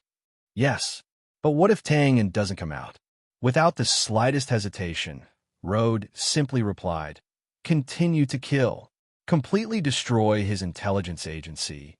Completely kill his helpers. At that time, his strength alone is ultimately too insignificant, and he won't be able to make any waves. The crisis of the temple will also be resolved. His body trembled, and the bishop in gray was in a daze. His mind was in turmoil, and his previous doubts were suddenly cleared. That's right. If it was just to help his disciple get rid of Tang, why would Archbishop Varen send such a huge force? Obviously, the order Rode received was to completely resolve the predicament of the temple. As for Tang, he was the source of the turmoil and couldn't be avoided anyway. It was just a matter of convenience to get rid of him, but we only have a week's time. Shaking his head gently, Rode's gaze was somewhat sympathetic. He patted the bishop in gray on the shoulder and said, not us, just you. But don't think too much about it. Thinking too much is being greedy. Archbishop Varen asked us to come together. If that Tang appears within a week and is successfully killed, that's naturally the best outcome. We'll complete the task, and you can also keep your lives. But if he doesn't appear, we'll continue to hunt him down. Well, it's always a chance, isn't it? There's no need to be too explicit, but the bishop in gray naturally understood. If Tang did not appear within a week, or if he did appear but failed to kill him, the bishops would have no choice but to obediently return to the temple headquarters and accept the severe punishment of the court of justice. Resentment? There would definitely be, but it was just as Rode said. Archbishop Varen had given them a chance to redeem themselves. If they still failed, they could only blame themselves for being unlucky. Having figured this out, the bishop in gray could only nod with difficulty and let out a dry sigh. Yes, it's always a chance. It's good that you understand. Rode finally patted the old man in gray, who had a bleak expression and seemed to be approaching the end of his life in an instant. He turned and left, waving his hand. I know you're not in a good mood right now. Perhaps you could try praying to the Father. Maybe the Father will suddenly grant you a divine favor for the sake of your lifetime of service, and let that Tang suddenly appear or something. Pray. The gray-robed bishop raised his head and looked at the dusk sky. Subconsciously, he was about to make a prayer gesture. However, when he thought of the filthy things that he had done that were contrary to the teachings of the church, his hand gesture paused. He could not help but feel guilty. And just as he was feeling ashamed and embarrassed, suddenly, boom, a violent explosion suddenly came from the west, mixed with a cry of, "Who are you?" Then a holy white light suddenly soared into the sky, bright and dazzling, and instantly cut through the dim twilight. However, this flowing brilliance only bloomed for a moment. After a few short breaths, the holy light beam swayed unsteadily, as if it was forcibly suppressed by someone. F***CK. How could it be so accurate? Rode touched his lips subconsciously, his face full of astonishment. From the holy light beam and the cry of surprise that asked the identity of the other party, Rode naturally knew that it was from a master of the temple in the team. But now, this master was obviously suppressed and in imminent danger. So, the other party was naturally also a master. Tang, maybe I should change my profession and become a prophet or something. Huh. He shrugged his shoulders and laughed at himself. Then, Rode's figure disappeared in an instant and rushed toward the bottom of the light beam. The bishop in gray on the side looked at the light beam that was getting weaker and weaker. He was stunned for a moment, but then he also chased after him. But after running a few steps, he suddenly stopped and reached out his hand to make a prayer gesture in front of his chest in an extremely devout manner. His face was full of excitement. Praise God.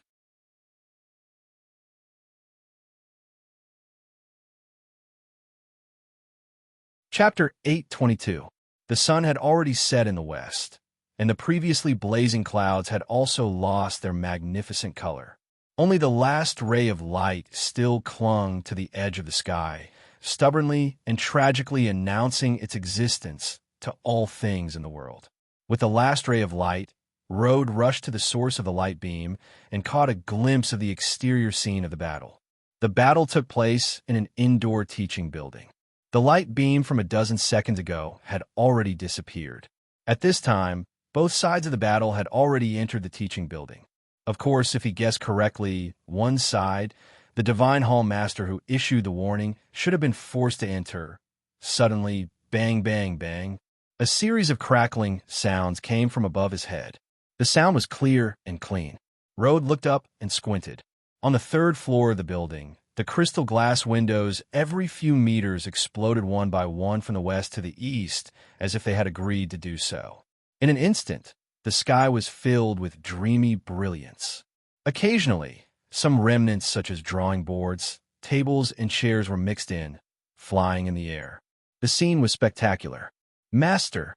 Before the glass dregs fell, Road had already rushed into the teaching building. He stepped on the spiral staircase and quickly climbed up. Feeling the constant tremor under his feet, it seemed that the whole building was shaking. He licked his lips excitedly. So powerful! Master indeed. In just a few breaths, Road rushed straight to the third floor. Looking around, the whole building seemed to have been suddenly invaded by two primitive behemoths. The walls were full of big and small holes, and the floor was a mess of garbage. It was a scene of devastation. A building that had just been built a few months ago had now become a dilapidated building in the slums. Just then, boom, the building shook again and swayed. Without any hesitation, Road stepped on the ground and quickly turned around to rush to the innermost classroom in the east. The violent explosion just now had come from there. The distance of more than 100 feet was covered in a breath. Road swung his big sword. With a bang, wood chips flew, and he crashed into the classroom with his sword. Haha, where is he? Not being attacked as he expected, Road put away the big sword in front of him and found that the classroom was empty. Only the remains of the tables and chairs were neatly separated on both sides, as if they had been blown by a strong wind. Looking up, he saw a big hole in the eastern wall, for which some cool night wind was pouring in. F***, I'm too late. Cursing, Road directly knocked away the debris in front of him and rushed to the front of the hole. He leaned on the broken wall, but before he could look around, he heard an unwilling roar like that of a dying beast coming from the east. Raising his head and squinting his eyes, a familiar holy light came into view from the side wall of another indoor teaching building a few hundred feet away. Then he saw a black figure with his back facing him step forward. With a simple swing of his spear, he cleanly scattered the do-chi that had yet to fully erupt. Even a martial artist inside the do-chi was sent flying into the wall. Wow, how could he be so domineering? Recalling the powerful and tyrannical shot from before, Road opened his mouth and couldn't help but be surprised. Then his eyebrows and the corners of his mouth rose together like a child who finally got his favorite toy to play with. His expression was extremely excited. However, he immediately revealed some doubts and touched his earlobe. Strange. Didn't they say that Tang En's fighting style is extremely strange and wretched? The difference is too big. He tilted his head and thought for a while, but he couldn't figure it out. He simply stepped into the air and directly fell from the third floor, intending to go over and see for himself. As soon as he landed, another figure also floated over from the side. It was the gray-robed bishop. After knowing that they were just incidental to the whole mission, he was naturally very concerned about Tang En. He couldn't wait to see Tang En's corpse immediately in front of him, so that he could go back and make up for his mistakes in exchange for his little life. Road ignored him and swiftly rushed towards the hole in the building. But halfway there, he couldn't help but stop in his tracks because the clamor of the battle from before had completely disappeared at this moment. Narrowing his eyes, Road's face showed a rare trace of seriousness. From the beginning of the battle until now, only about 3 minutes had passed, but now the battle had stopped. Of course, this couldn't be because the two sides suddenly came to a realization, smiled at each other, and shook hands to become friends. It could only be that one side had been completely defeated or even killed. Only then could such a peaceful scene appear. Looking at the situation of the previous battle, it was self-evident who the defeated side was. He suddenly smiled. Oh, it's getting more and more interesting. Rhodes' expression returned to his previous indifferent look.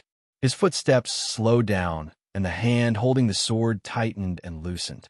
Step by step, he steadily strode forward. This was not fear, not even cautiousness. Rhodes was accumulating strength. His long robe fluttered, and his fighting spirit soared rapidly with each step forward until it reached a terrifying state of madness.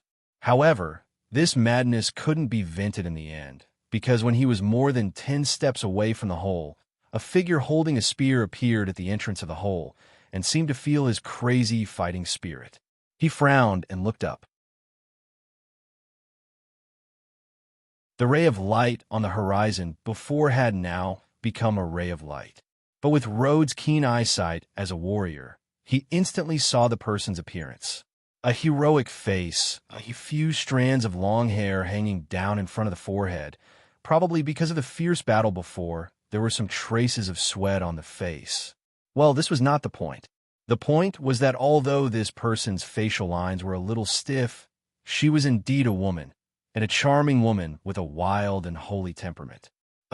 Rhodes was stunned at first, and then it overlapped with an impression that suddenly jumped out in his mind. He suddenly showed an expression as if he had seen a ghost, and his eyes widened. Xia, Sylvia. His voice was also extremely shocked, and it came from the Grey Bishop, who was a little afraid and didn't dare to get too close. This was indeed Sylvia. In fact, she sneaked into the academy almost at the same time as Tang En. The difference was that Tang En used a stupid method, while she temporarily cracked the magic trap and calmly entered. But having a good beginning didn't necessarily mean that there would be a good ending. After entering the academy, Tang En relied on his skills of hiding and sneaking. Now, he was carrying a shovel and openly entering a certain part of the academy. Sylvia, who was not good at this, bumped into the master of the temple in the midst of going around, and her whereabouts were instantly exposed. After being exposed, a fight naturally broke out. But to Sylvia's surprise, she was immediately targeted again as soon as she finished the battle here. Pursing her lips, Sylvia first glanced at the Grey Bishop, then focused her gaze on Rhodes and frowned. Rhodes? Rhodes held his forehead and put away his shocked emotions, shook his head, and laughed. I was wondering why the spear technique was so overbearing. I really didn't expect that I would have the fate to meet the famous flower of knights here. Although they were both temple knights and martial arts geniuses, Rhodes did not have much contact with each other. Even though they had heard of each other, it was only an impression of each other. It was also because of this that the current situation was a bit of a blunder. At this moment, the Grey Bishop finally recovered from the shock and subconsciously yelled, "Kill! Capture her! She has degenerated into an evil heretic." It could be said that apart from Tang En, Sylvia also had a lot of credit for the reason why these high and mighty bishops ended up in such a sorry state. It was fine that they couldn't find her previously, but now that they finally met her, it was only natural that they wanted to kill her. However, this Grey Bishop was also cautious. As he wasn't clear about the relationship between Rhodes and Sylvia, he changed his words at the last minute and changed from kill to capture. Unexpectedly, Rhodes didn't give him any face at all. He glanced sideways, and his eyes were full of sarcasm. First of all, you have no right to order me around. Secondly, haha, you're still hiding when you're killing someone. Useless. You. Before the Grey Bishop flew into a rage, Sylvia stared at Rhodes' face and suddenly said, "I saw what you did this morning. I think you're wrong. Very wrong." Rhodes was stunned when he heard this and immediately understood that it was about killing the captive in front of the students. He smiled and didn't explain. He just spread his hands and said, "And then, I'm here to kill you this time." Stepping forward and leaving the hole in the building, the last ray of light on the horizon was annihilated at this moment. Sylvia looked extremely calm and waved her spear. "Please."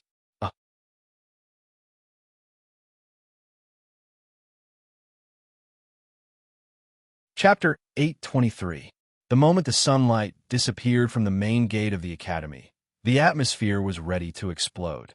Garrison cavalry, austere soldiers, a group of cold and indifferent men dressed in green, and a group of fierce gangsters holding things wrapped in newspapers.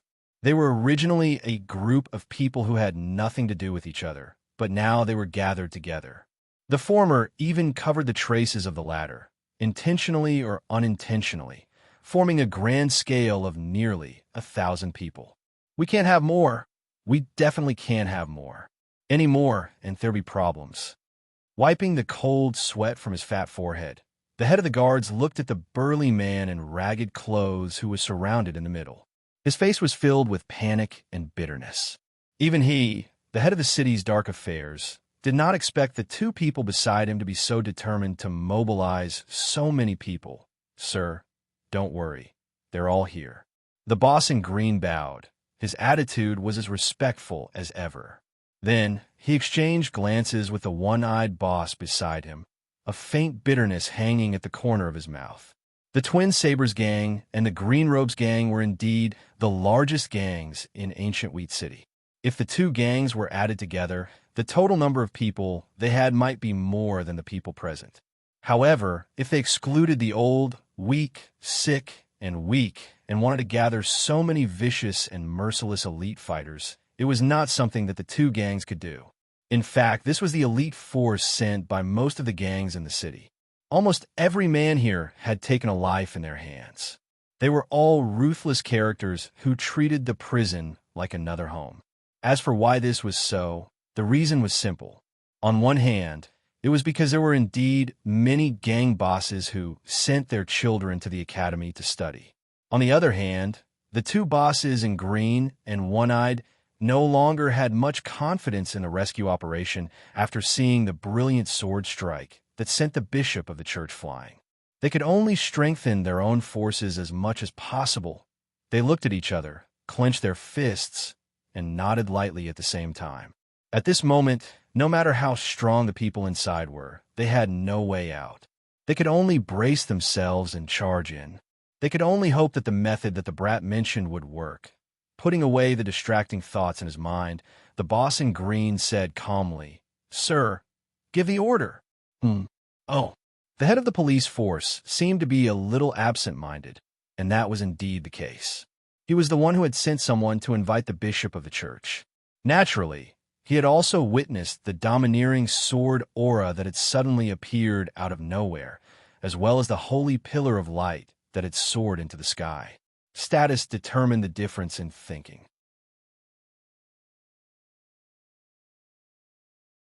After all, he was the head of the police force. Naturally, he couldn't be like the two big shots who only cared about revenge. There were many things that he had to be calculative about, especially when he knew that the other party's strength was unfathomable. For example, what was the success rate of this operation? Who would bear the responsibility if they failed? After all, no students had died yet. Did this mean that as long as they maintained the current situation, nothing would happen? There were simply too many things that needed to be considered. Until this. The horse whinnied softly. He subconsciously raised his head and saw rows of war horses standing neatly at the academy's entrance. He didn't know if they had sensed the tragic fate that was about to befall them, but their large heads looked left and right, and their hooves dug into the ground restlessly. He licked his plump lips. "Why don't we wait a little longer?" "Sir." The big shot in green frowned. "A long delay means trouble. Moreover, this was a plan that had been made long ago." "I know, but as you can see, the situation has become complicated." He habitually used a bureaucratic tone. Just as he was waiting for the head of the police force to continue speaking, all of a sudden, boom, boom, boom, a series of violent explosions came from within the academy. Then the holy aura and the gold and silver aura suddenly erupted violently. They intertwined with each other and instantly pierced through the twilight night sky. Faintly, under the light, a dark and uncertain teaching building kept shaking. In an instant, half of it actually collapsed. Hiss! The head of the police force sucked in a breath of cold air. His fat face was sweating profusely. His body trembled as he kept muttering, Earth grade. It must be Earth grade. It might even be void grade. We can't go in. We definitely can't go in.